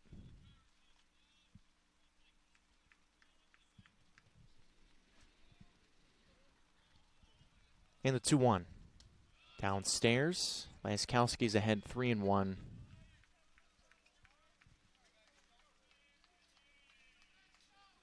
Cole 1 for 2 today, runs scored, and a sacrifice fly and an RBI.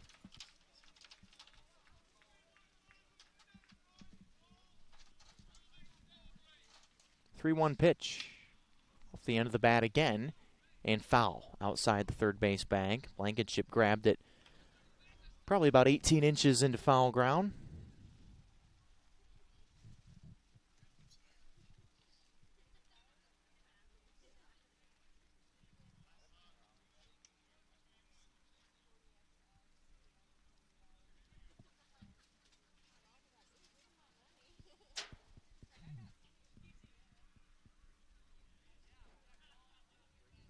I think he just broke his bat, had to go to the dugout, and it looked a little funny off the bat, and I think that bat is no more. I think that's the first time I've seen that all year long, is a broken bat. You know, obviously college game uses metal bats, so it's a lot less common than the wood bats you see at the professional level. Full count pitch to Laskowski is ball 4. Squirts away from Mastaloni, and Cole is aboard for the second time today, and the bases are loaded for Drew Yanesta, who already has a home run in this game. 2 for 3, 2-run home run, single, 2 runs scored for Yanesta. And this might be the end for Sandifer. Pacers coaching staff hasn't allowed their pitchers to give up the massive inning so far as Sandifer exits. It's another Carolina West call to the bullpen for USC Aiken. Bears trying to break this thing wide open with the bases loaded. Already up 6. Yanesta coming up when you come back to Durham Field.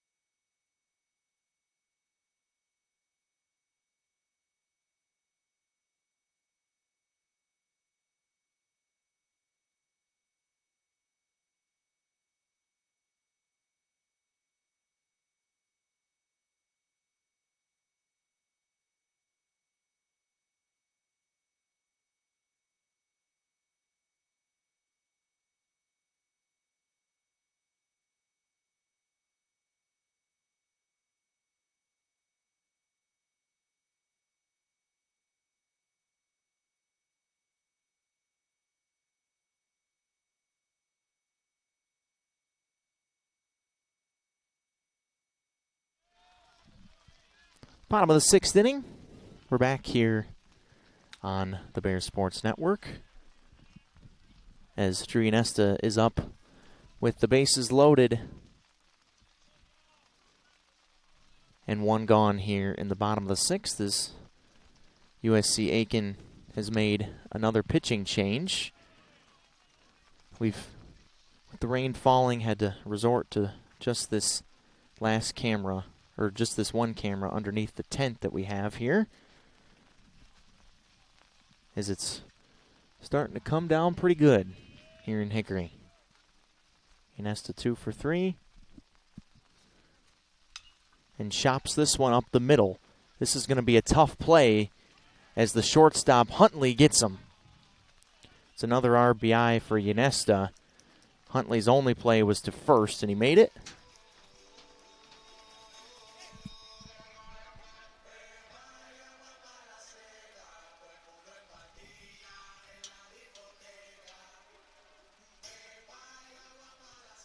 And the Bears are now up a touchdown, 3 RBIs today for Drew Ynesta as Collette came home.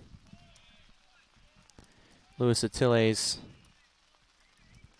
takes strike 1. Lewis 1 for 3 today.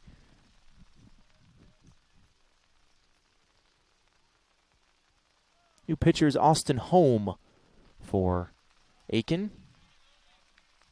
1-1. You know, you think it's raining, the game's going to have to be stopped. Not the case when you have turf. It's more just torrential rain or lightning is the only thing that really will stop us here today. And it's not lightning expected, just rain.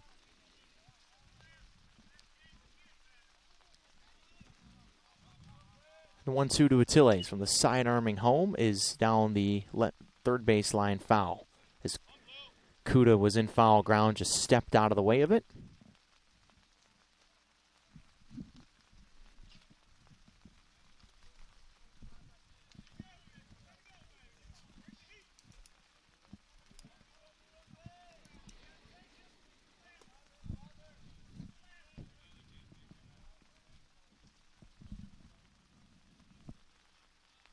Kuda at third.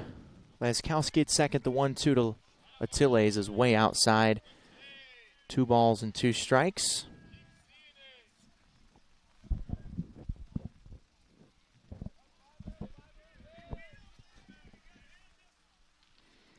An opportunity for Atiles to break this thing even more wide open. Ground ball left side. Blankenship fumbles with it at third, and everybody's safe. It's hard hits off the bat of Atiles, and Blankenship just had it spin out of his glove.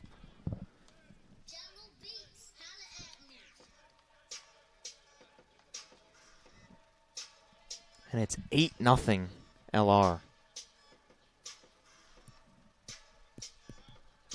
So Laskowski had to stay put at second.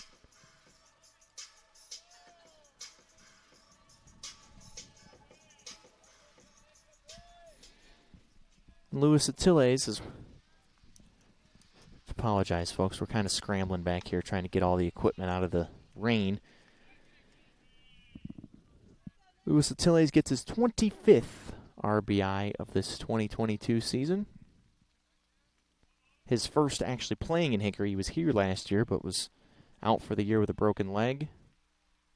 Clarno tries to bunt for a hit and tips it foul back to the screen. And is down 0-2. Nick's 0-4-2 today with a sacrifice bunt.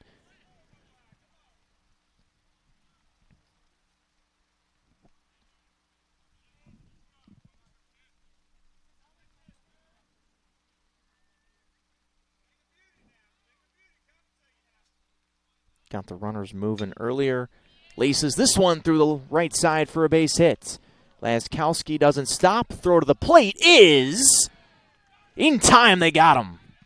What a throw from Hannon out there in right field. Took a perfect throw to get him, and they got a perfect throw to get him. So Laskowski gunned down at the plate, and it remains an 8-run ball game. We're through 6, 3 innings to go. Bears looking for number 18 in a row on the Bears Sports Network.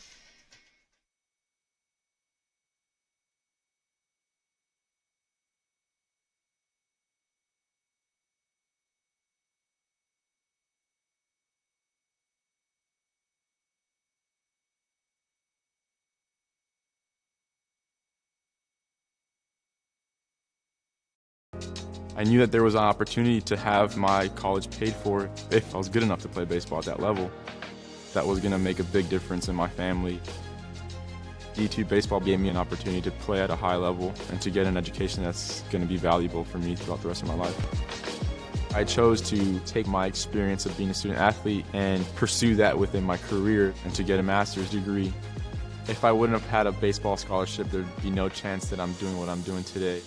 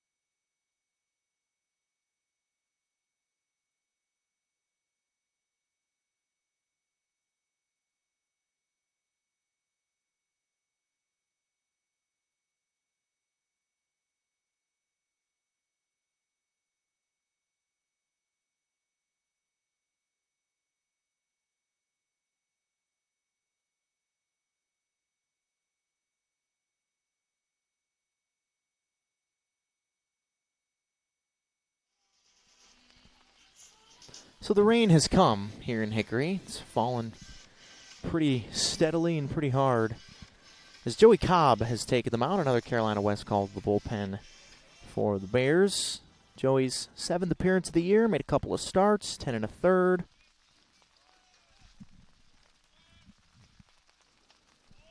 ERA 3.48 for Joey, facing 4, 5, and 6 in this USC Aiken lineup. There's a strike from Joey. Cobb has the unfortunate distinction of having the lone loss of the season for the Bears on his ledger.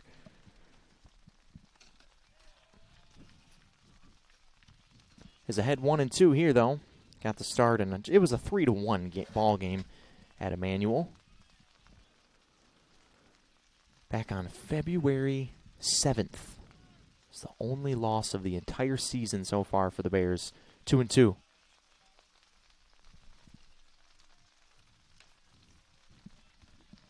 Trips 0 for 2 with a pair of strikeouts.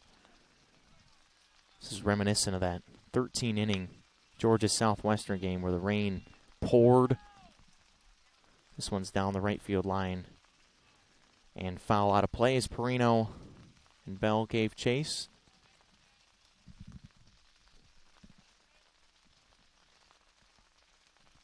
We knew the rain was coming. It was just a matter of time before it actually got here. And here it is now.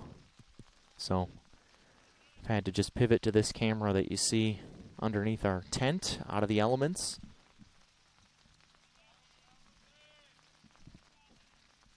And Cobb works the third base side of the rubber and brings the 2-2.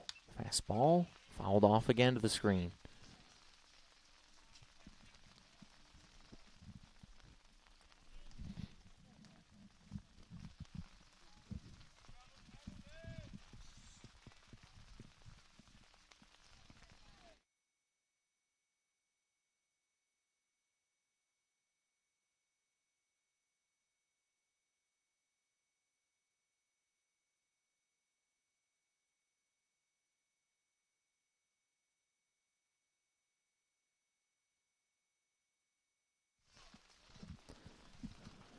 So still 2-2 on Tripp.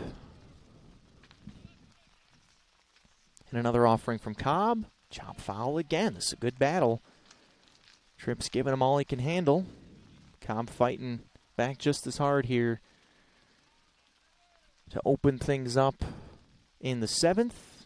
Moved along at a decent pace, just over 2 hours so far. And Cobb finally wins the battle as he gets Tripp to go after a pitch upstairs.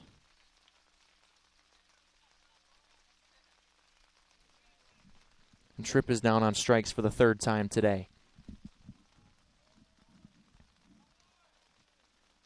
It's the 18th strikeout for Joey Cobb in just 10 1/3 innings, so he's part of that LR bullpen that's striking out almost 2 guys an inning. And now Josh Sharp, who has one of the 4 pacer hits in this game, watches a fastball up and in, lefty on lefty matchup here.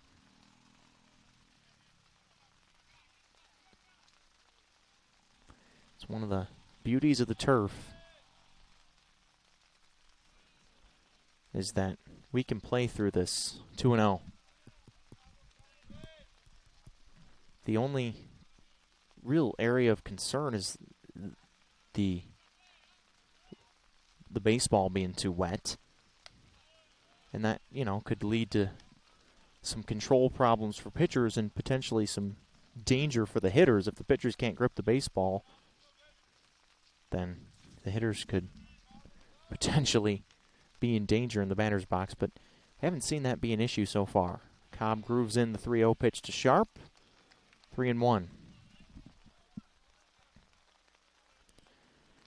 Last time we saw Joey was just on Saturday. Pitched a scoreless inning with 2 strikeouts in the 11-0 shutout of Coker. Another strike on the corner. That was in the Lanham game where Josh pitched 7 shutout innings. Cobb pitched the 8th of that game. And Lanham earned himself SAC Player of the Week. Straight back to the screen goes Sharp. Count is still full.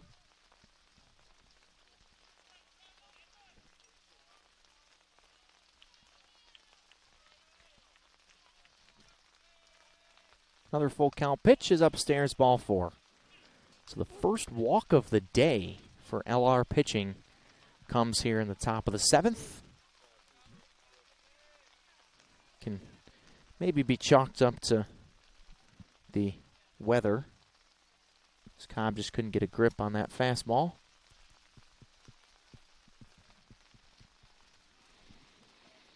And now Blankenship, third baseman who made an error that extended that inning. In the bottom of the 6th, Cobb at the knees on the inside corner for strike 1.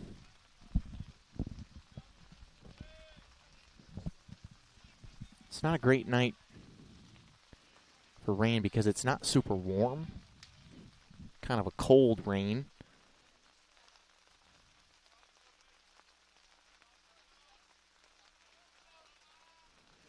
Weather app says 56 degrees right now, but it doesn't really feel like 56.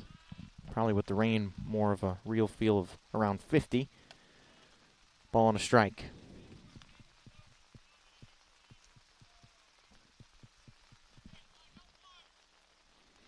Joey from Denver, NC. About 40 minutes southeast of here in Hickory, towards Charlotte. To North Lincoln High School, redshirt sophomore. Blankenship shoots the 1-1 foul. Ball and 2 strikes. A few brave fans have remained, and all of them have umbrellas. And I got to say, if I didn't have an umbrella in an 8-0 ball game, I would have probably headed home myself. Cobb from the stretch, another 1-2. Inside is Blankenship. Leans out of the way, 2-2.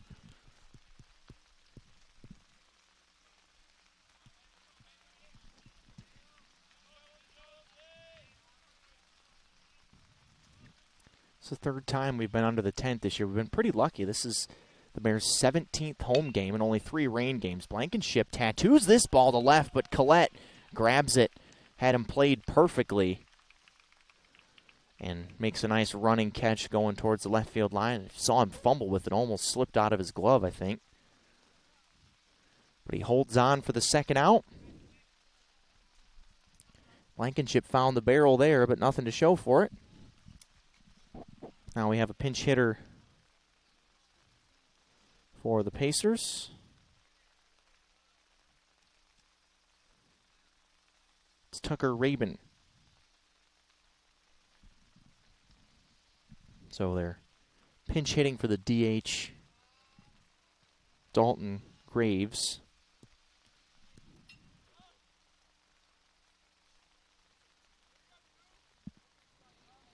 Rabin has appeared in 4 games this year, 1 for 6 at the plate from right there in Aiken.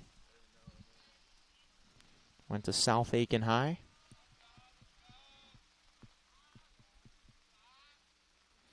Trying to keep this inning alive and put the first run on the board for the Pacers today.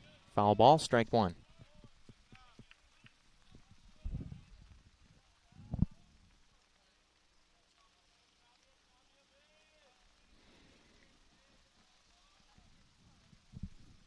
Yep, LR softball completed a sweep over Limestone today. 2 of the top teams in the SAC as Rabin checks his swing and hits it hard foul. It was a half swing and it bounced right off the barrel of the bat, foul down the left field line. It's 0-2, but Limestone softball came into today 19-3, and the Bears took 2 from them today, 6-1 and 2-0. The 0-2 is up at the forehead of Rabin, ball and 2 strikes. But Coach Sheena Holler's Bears are now 4-0 in the SAC, 20-6 on the season. Coach just won her 900th game here at LR not long ago, 2-2.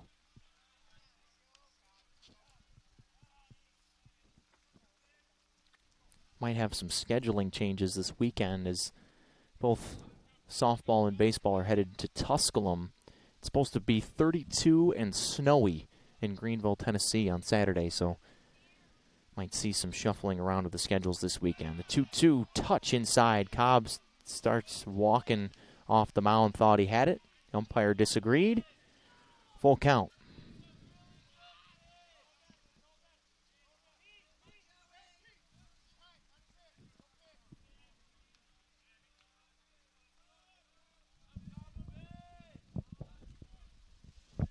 Another full count delivery is to second base on the carpet for Laskowski. Transfers and throws, and the side is retired. A scoreless 7th for Joey Cobb. Time to stretch at Durham Field as we play through the rain. 8-0 Bears on the Bear Sports Network. Break great with Carolina West Wireless. Great new phones and a great customer experience, all on our great nationwide high-speed network. Stop by today and get big savings on select Samsung smartphones, like $350 off the Samsung Galaxy S20 and S20 Plus, and $350 off the Note 20 and Note 20 Ultra. The great savings continue with 4 lines of unlimited data for just $35 a month per line. Celebrate great savings and go stay connected wherever your travels take you.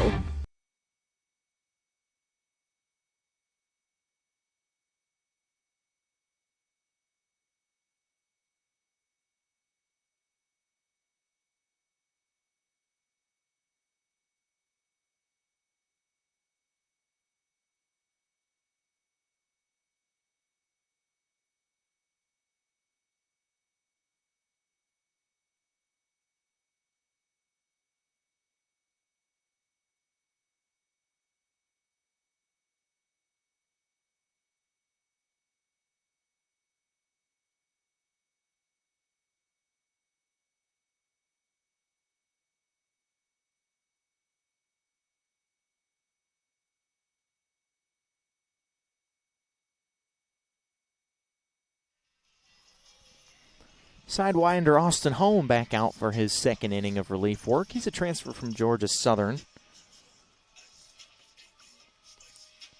Redshirt senior from Snellville, Georgia. Faces Perino, Mackey, and Bell here in the bottom of the 7th. The Bears up 8-0 over the Pacers of USC Aiken, and Anthony Perino, who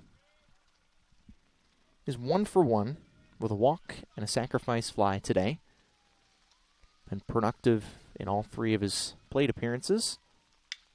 And shoots this one down the right field line. Hannon giving chase. It's into the corner, and it's fair. Touch inside the line. Perino puts his head down and is digging for 2. He'll put on the brakes and head back to second base and has a leadoff double here in the the bottom of the 7th. Second hit of the day for Tony.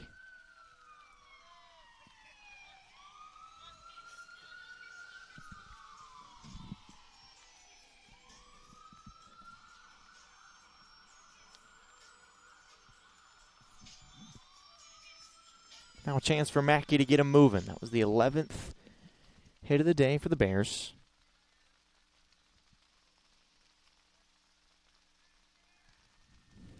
It was fair by, I would say, 6 inches down that right field line. That was really close and was tracking foul, but it got down before it curved enough to be a foul ball.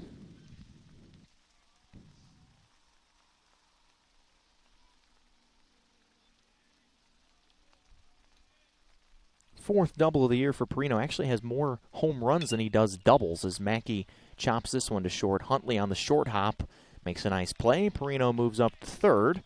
So Mackey does the job of moving him up. And now chance for the sack player of the week to drive in yet another run today.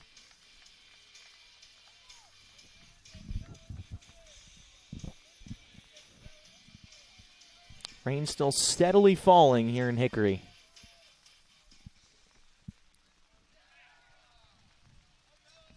What's the saying? April showers bring May flowers. It's not April yet, so I guess that doesn't really count. It's a slider off the plate from home to Bell for ball 1.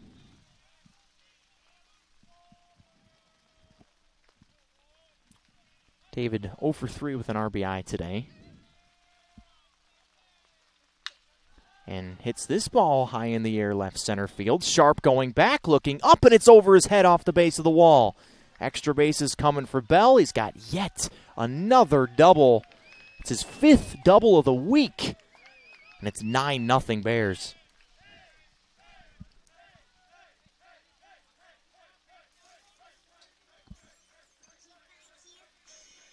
So 2 doubles in this inning for the Bears. Got 12 hits in the game.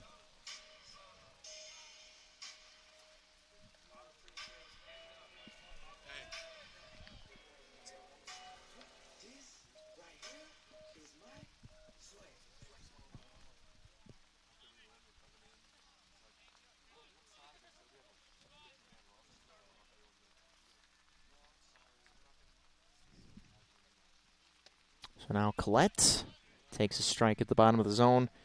Braden's had a good day, been on twice, scored a couple of runs, got hit by a pitch, infield single. Would have been just a regular single if Blankenship, the third baseman, had not made a really nice diving stop, but didn't have nearly enough time to get the speedy Collette. 1-1.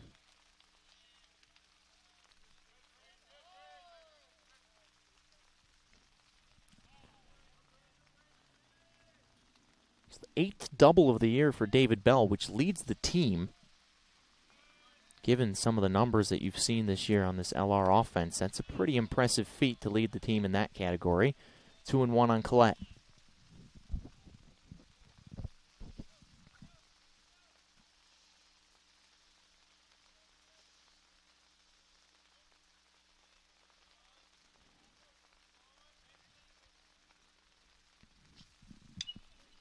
Got jammed, handcuffed the swing, foul, 2-2. This is going to be a long, over 3-hour drive back to Aiken tonight. In the rain.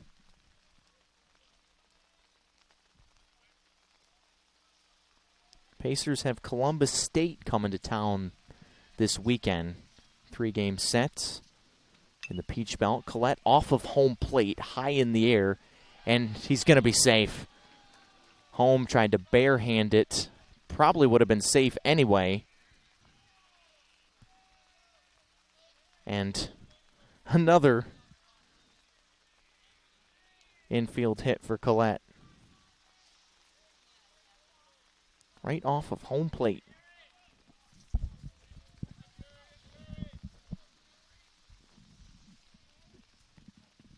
So now Kuda's day is done. That's a wise move from Coach Ram. Get him out of the 9-0 game in the rain. Brett Urey gets a chance. So it is officially a single for Collette. Second of the day. 13 hits now for the Bears. Scored 2 in the first, 3 in the second, 1 in the fifth, 2 in the sixth, 1 here in the seventh, and looking for more. It's a little bit different than what we've seen from the Bears, who have pretty consistently just had one massive inning. It's good to see that they're a little bit more spread out today.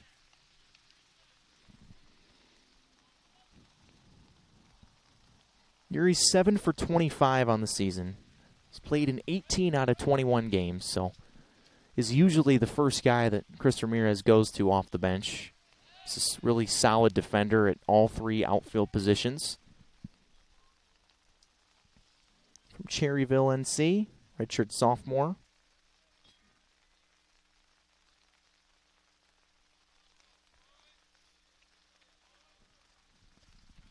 Checked the swing and went around, says the home plate umpire. 1-1.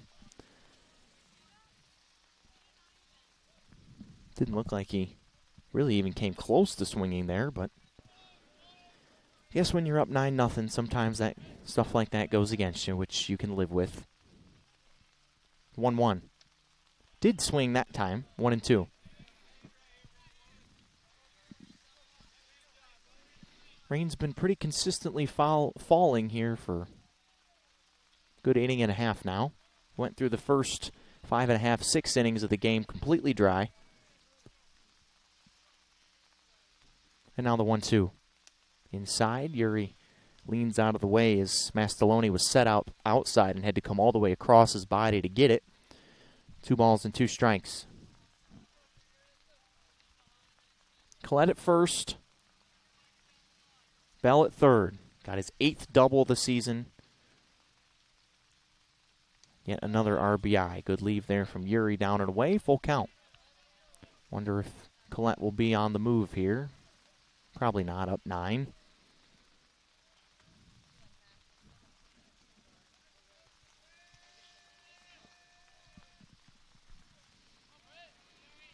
Oh, he takes a step off the base and then does take off.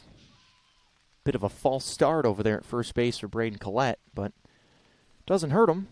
Count is still full.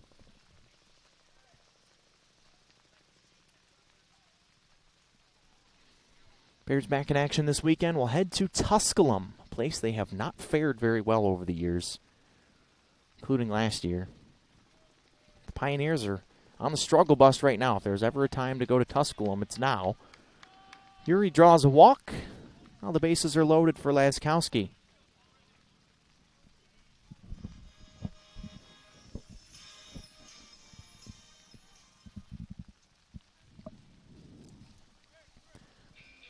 Looks like we'll have another pitching change for USC Aiken.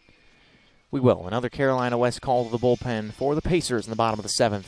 9-0 Bears with the bases loaded. And 2, 3, and 4 coming up in the LR order when you come back to Durham Field on the Bear Sports Network, presented by NBA Roofing.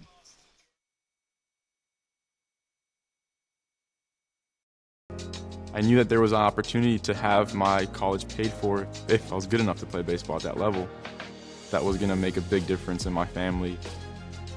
D2 baseball gave me an opportunity to play at a high level and to get an education that's going to be valuable for me throughout the rest of my life. I chose to take my experience of being a student athlete and pursue that within my career and to get a master's degree. If I wouldn't have had a baseball scholarship, there'd be no chance that I'm doing what I'm doing today.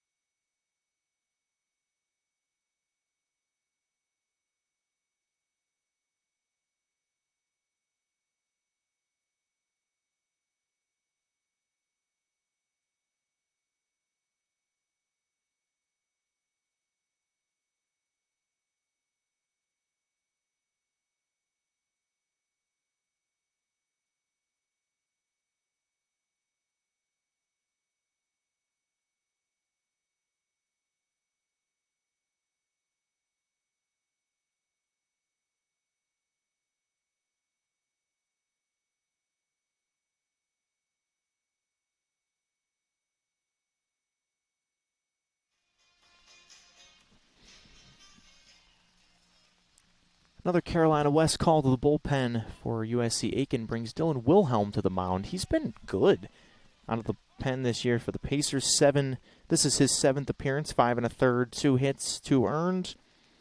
Only problem is that he's had 8 walks to only 5 strikeouts. The ERA is south of 3.5, 3.38. Laskowski's ahead 2-0 with the bases loaded. Bell's on third, Collette's on second, and Brett Urey is on first. As the rain is steadily coming down here in Hickory, as the Bears try to wrap up their 18th straight win. Fastball in the corner, 2-1.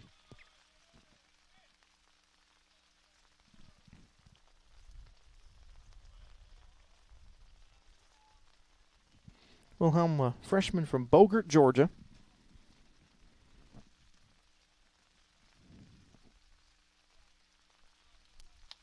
It's a bit of a funky delivery where he spins in his kick, 3-1.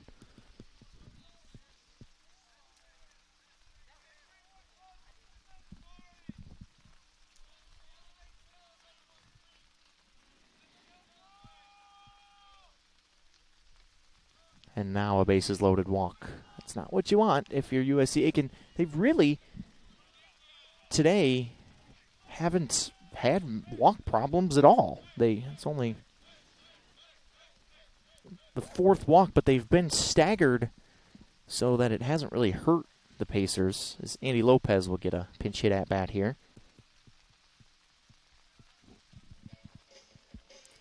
So he'll hit for Yanesta, who's done for the day. 2 hits and 3 more RBIs for Drew. It's another day at the office.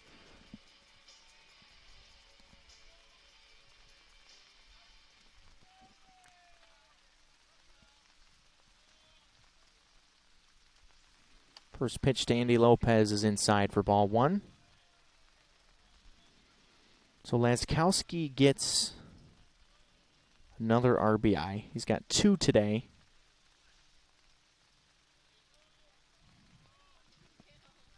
Breaking ball. Well placed there from Wilhelm. 1-1.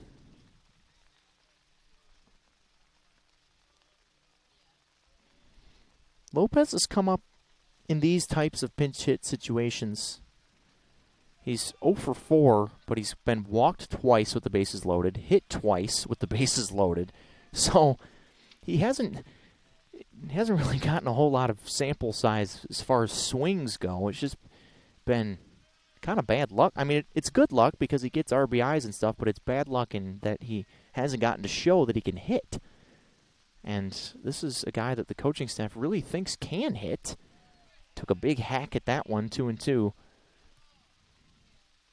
Just hasn't found many at-bats because there's just guys ahead of him that are just killing it. Can't take these guys out of the lineup.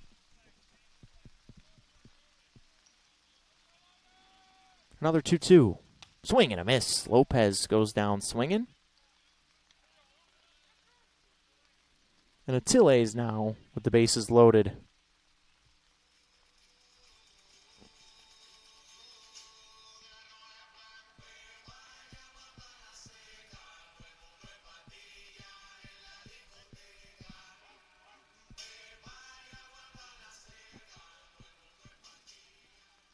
I gotta find out what the name of that walk-up song is that Attiles has because it's like my favorite thing ever. And he did go around, they say. Umpires are trying to get out of here. I'm with them.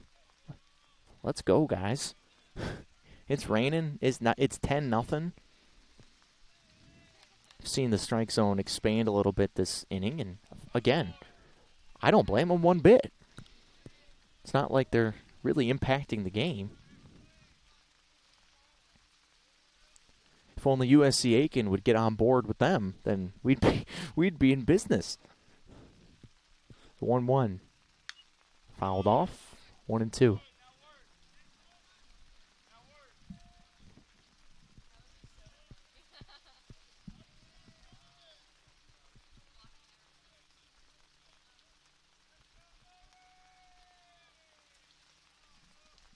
The 1-2 pitch upstairs. Attiles watches it float past his chest. 2-2.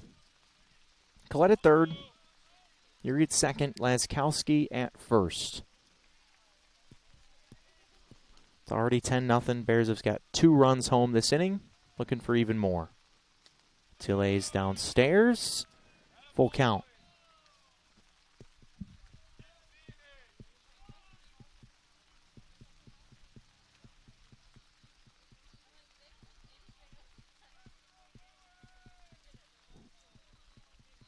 Runners will be in motion on the pitch. There they go. Ball 4. Second bases loaded walk for Wilhelm as he's come in. Another RBI for Tille's. Second of the day. And Clarno gets another crack at it.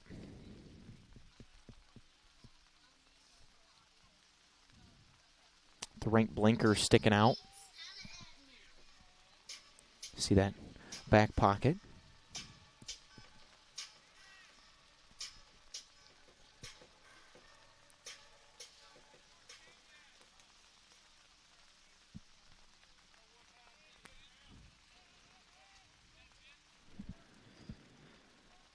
Sack bunt last time up for Clarno.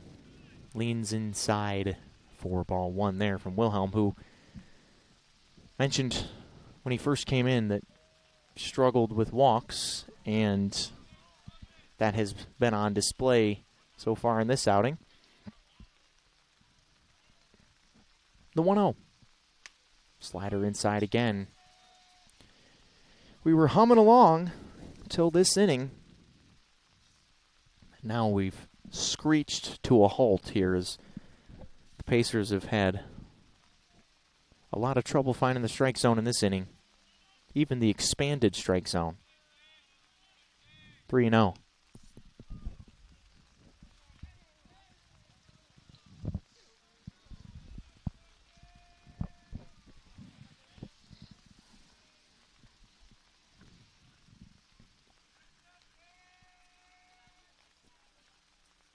Clarno taking all the way. Inner half fastball called for strike. McQuillan in center shades towards right center. You can see him right behind the pitcher out there. And there's strike 2 at the top of the zone.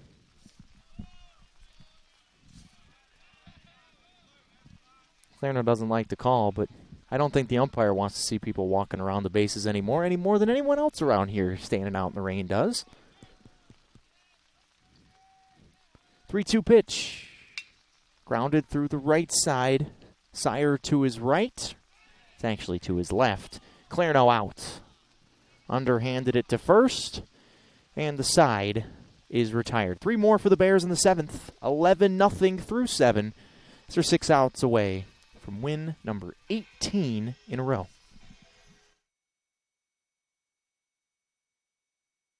Break great with Carolina West Wireless. Great new phones and a great customer experience, all on our great nationwide high-speed network. Stop by today and get big savings on select Samsung smartphones, like $350 off the Samsung Galaxy S20 and S20 Plus, and $350 off the Note 20 and Note 20 Ultra. The great savings continue with 4 lines of unlimited data for just $35 a month per line. Celebrate great savings and go stay connected wherever your travels take you.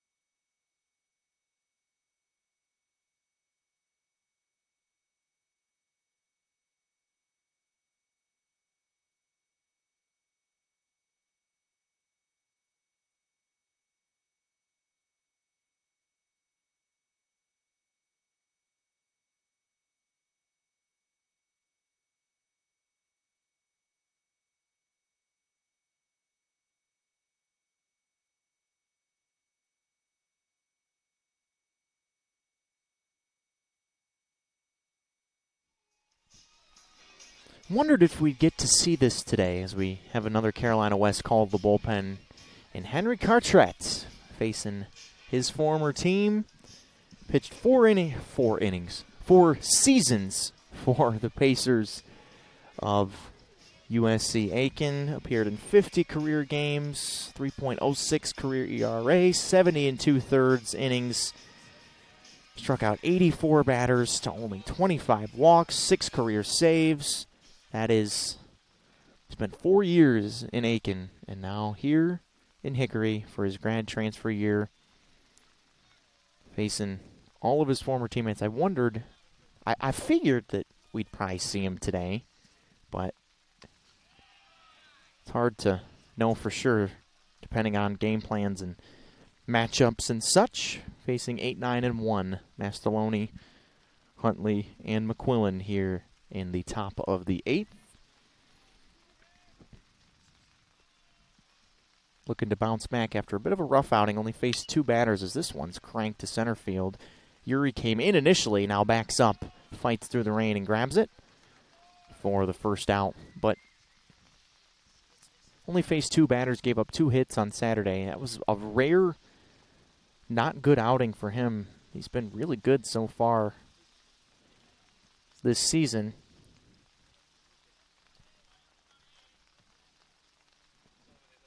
He's pitched 5 1/3 innings, so that's 16 out. Well, now 5 2/3. So 17 outs, and 13 of them have been strikeouts. So almost every out he's recorded in the Bear uniform has been a strikeout. Misses outside there to Huntley, shortstop, but gotta think it's pretty weird for him to be pitching against all of his former teammates that he played with for such a long time, but has found his place in the Bear bullpen this season. 1-1.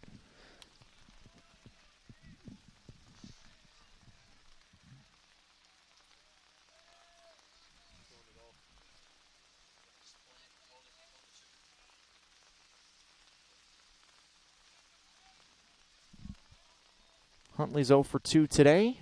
It's a breaking ball. Perfectly placed on the corner. It features that curveball from the left side, which is not a super common pitch from southpaws. It's usually a slider or a slurve or some type of sweeping curveball, but that's what it is, a sweeping curveball. And the 1-2. Fastball away. Eric Ramirez is in at third base, by the way, for Ynesta after Lopez pinch hit for Ynesta.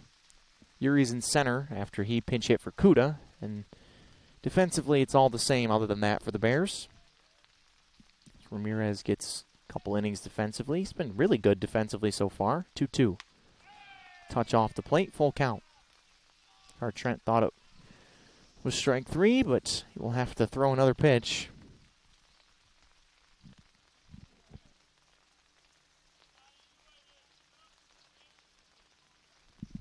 Opponent's only hitting 200 against him. Hit just over 200 against him in his 4 years at Aiken. Breaking ball, ball 4. So good at bat there from Huntley to draw the walk.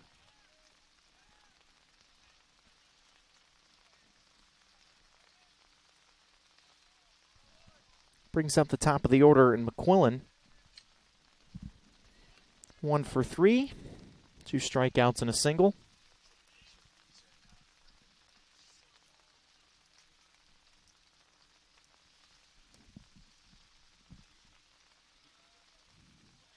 Lefty on lefty matchup here. Curveball at 71 miles per hour. Bottom of the zone. Look at Derek Beasley there. Just a warrior out, and everyone's under the roof. Bees, rain, no problem. Facing his alma mater. Both the pitching coach and the pitcher are facing their alma maters. Another curved ball that's knocked into left center field. Yuri over into the gap, grabs it. 2 outs.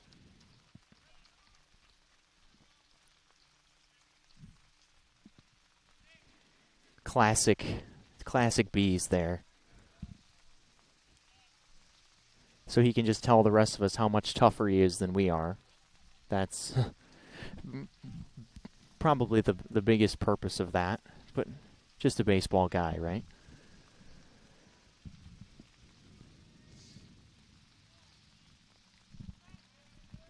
Now Hannon, the 2-hitter, with 2 outs. Curveball again, strike 1.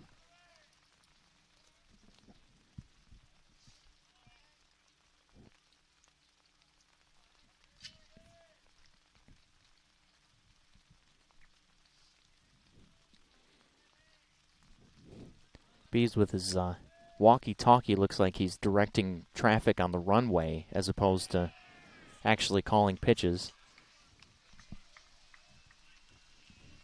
Look at him.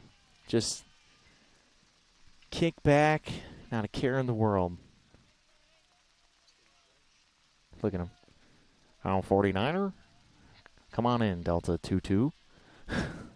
That's what he looks like. 0-2 on Jackson Hannon. Cartret trying to finish off the inning. Bounces a fastball in. Clarno finds it 1-2.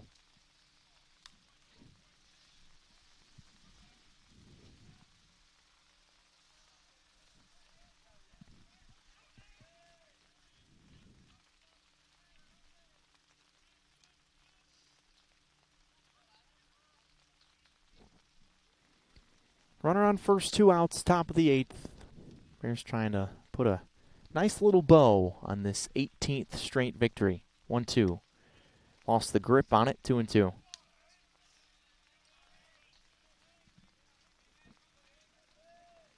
know, if there was ever a time that Cartret would want to put up a 0, it would be right here, right now, in this situation.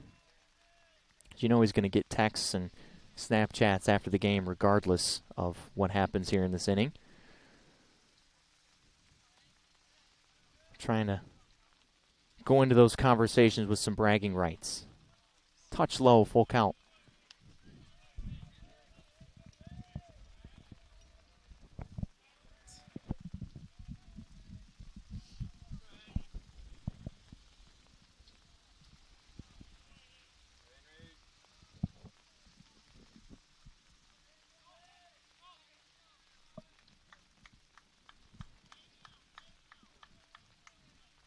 Runner will be in motion. There he goes. Full count.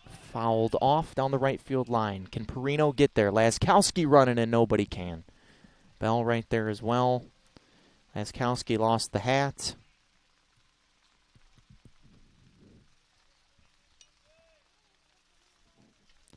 And it's just a long strike.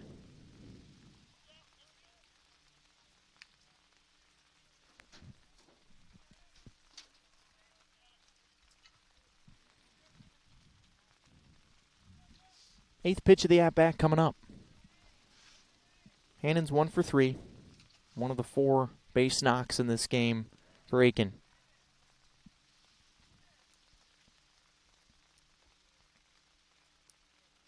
Another full count delivery is ball 4. Spike to curveball.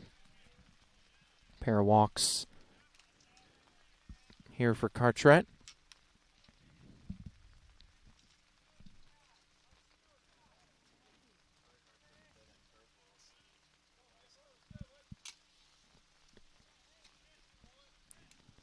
Now Sire.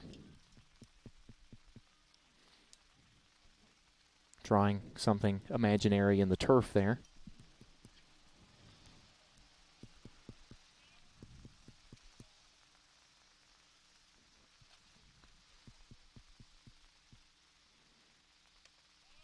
Steady diet of the curveball. Misses downstairs again, ball 1. Sire's 1 for 3 with a double and 2 strikeouts today. Cartret trying to preserve the shutout. Bears gunning for shutout number 4.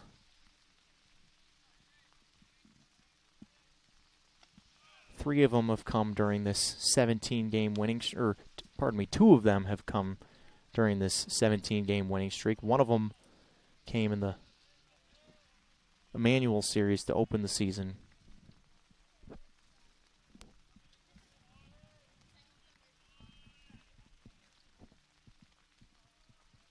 1-1. Swing and a miss. Turned up the gas upstairs, and Cartret's one strike away from 0 here in the 8th.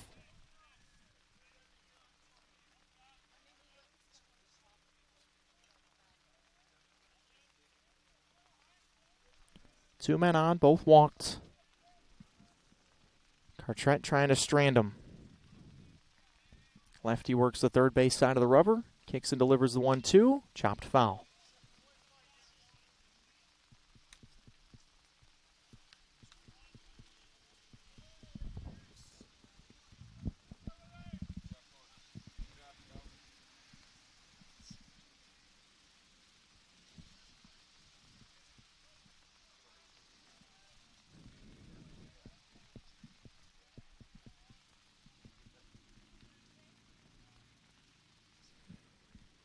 Another 1-2 on its way. Fastball, he got him on strikes.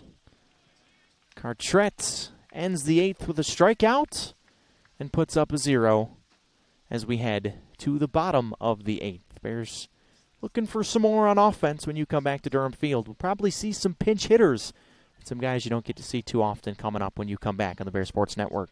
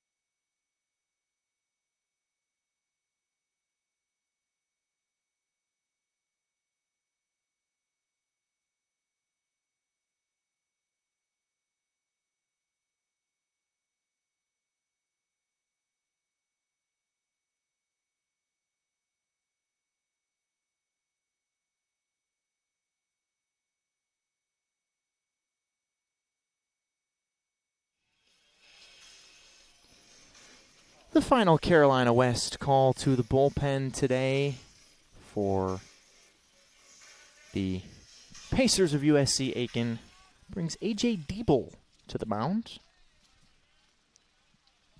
Righty wearing number 9 in red. And another pinch hitter for the Bears is Caleb Fluno. Diebel, 6 1/3 innings on the season. This is his 5th appearance. Another guy from right there in Aiken. Fluno's quickly down 0-2.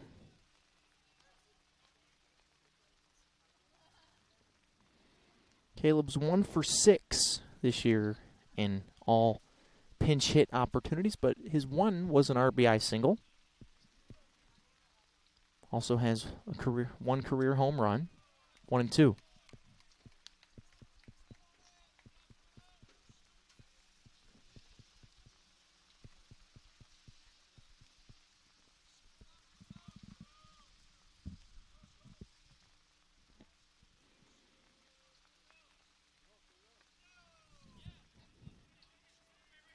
Two and two.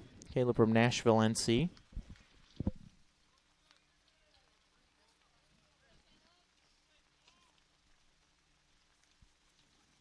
Started 4 games back in 2020 before the season got canceled due to COVID. Chops it foul Chipper McGinnis is in the on-deck circle, so we'll see him next. As is Ethan Smith in the hole. Fluno, as I said, from Nashville, NC, biology major here in Hickory. 2-2. Swing and a miss. Good sweeping breaking ball there from Diebel. And the first out of the bottom of the 8th.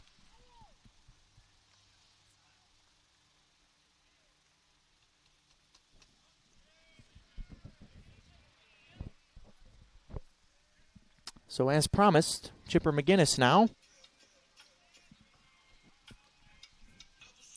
1 for 2 on the season.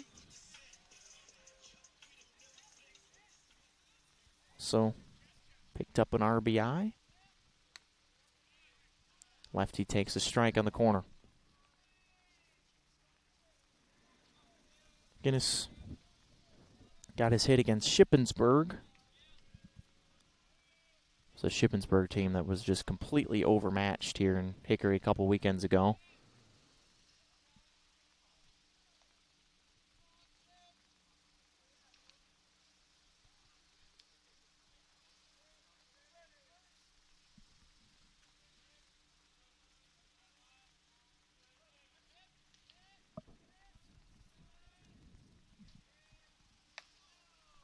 Two and one. Chipper, redshirt sophomore from Ellenboro, NC.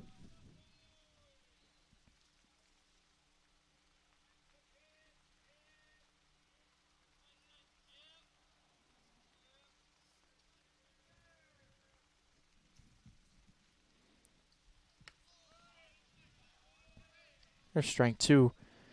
Ellenboro is down by Forest City.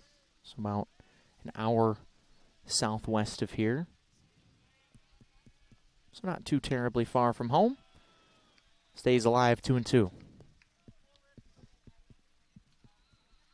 see Ethan Smith going to retrieve the baseball. He's on deck.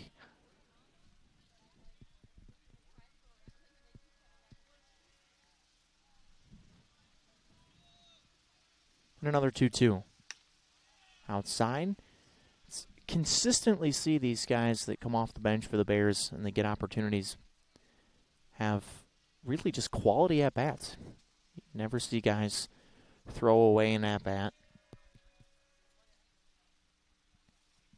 Another 3-2, swing and a miss. 2 strikeouts for Diebel this inning.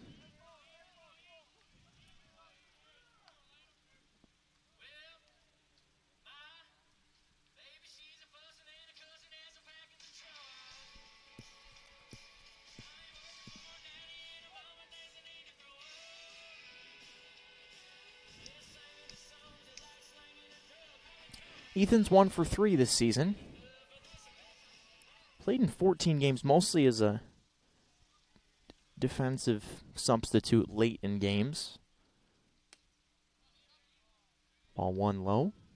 Rain has let up, thank goodness, a little bit here. Just a light drizzle now.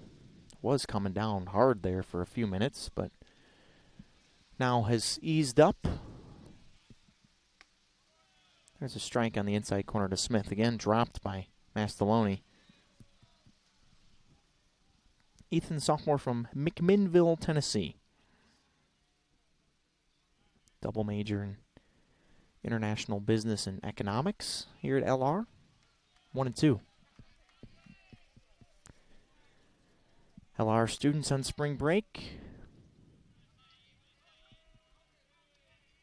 Just day 2 of the spring break, and it's a little eerie not having people around.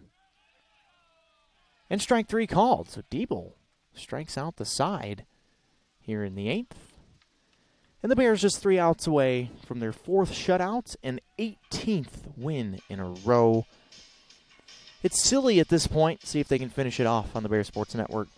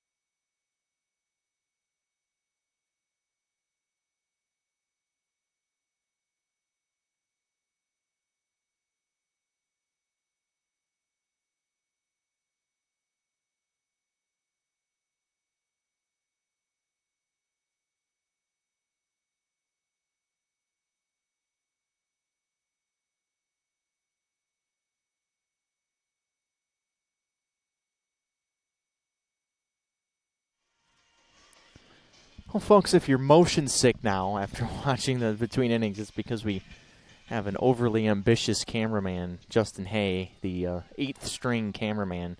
He, to his credit, did volunteer once we had to move the operation onto the tent.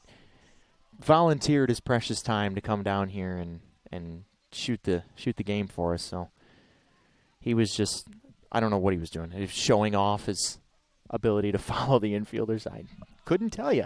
Roland Thiveridge is the new pitcher in the final Carolina West Call the bullpen today here on the Bear Sports Network. Roland making his fourth appearance of the year, 2 2/3. Hasn't given up anything this year in limited action.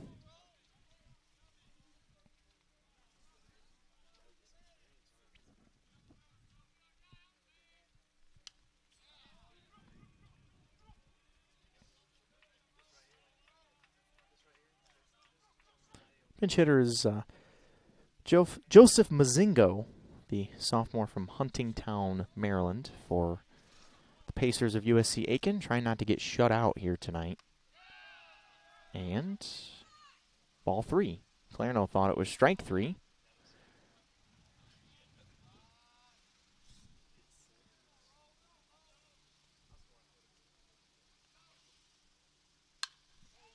This one's off of Thiveridge, and Ramirez at third can't grab it on a dive.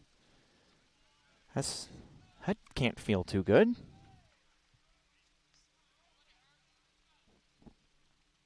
The umpires will check on Roland.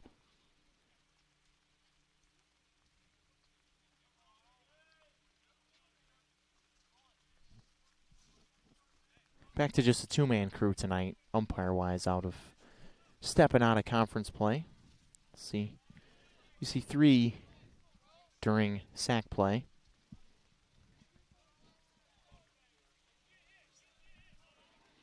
And now Josh Sharp.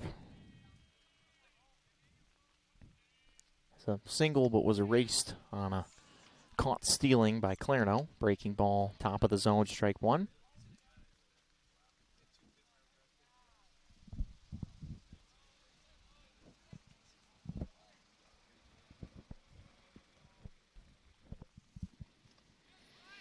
This one's past Clarno.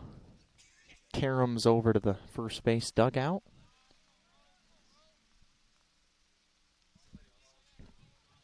So the shutout is in jeopardy here with runner on second, nobody out here in the 9th. So Eric Ramirez at third, Collette still in left, Yuri center, Ethan Smith in right, Fluno at first for Perino. Laskowski still at second.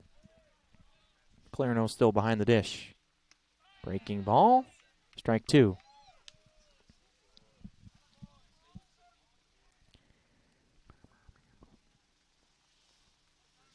The one from Connecticut, from Portland, Connecticut. Pitched in the Friday night game against Coker. Struck out the side in his inning. That was a 17-4 ball game. Just obliteration. And this is the same thing today. Bears won game 2 of that Coker series 11-0 and are trying to do the same here tonight. 1-2 from Thiveridge. Chopped right side, foul.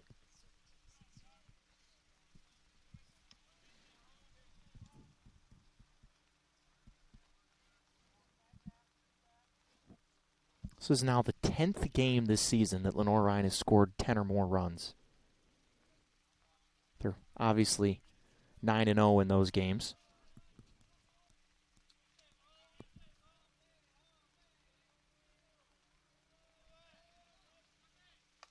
Swing and a miss. Sharp goes chasing upstairs. Thiveridge gave him a little high cheese. He's the first out of the 9th.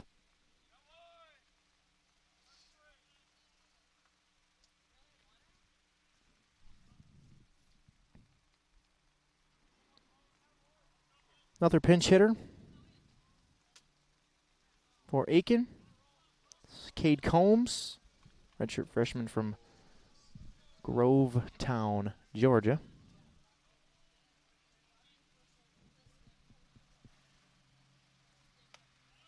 Takes the pitch upstairs for ball one.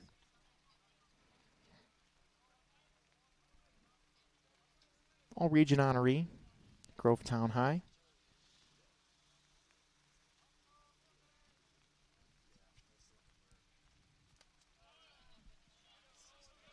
Two and out.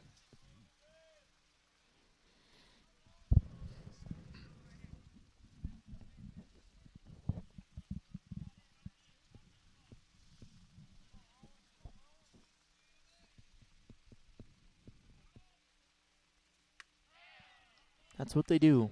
Get behind in the count, throw breaking balls for strike. 2-1.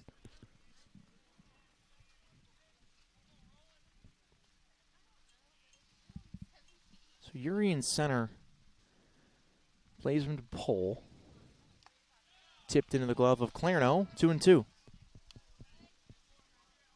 Bears, as I said, back in action Friday, traveling up the Tennessee mountain to Greenville to take on the Pioneers of Tusculum.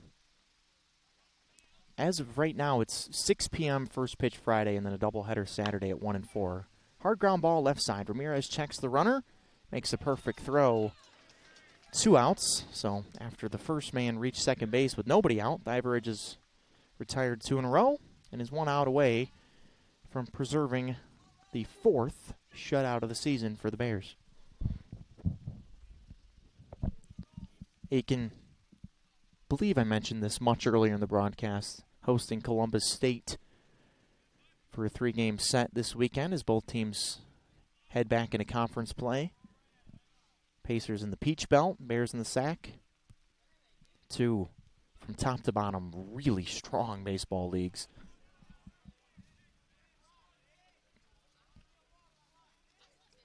Swing and a miss from Tucker Rabin.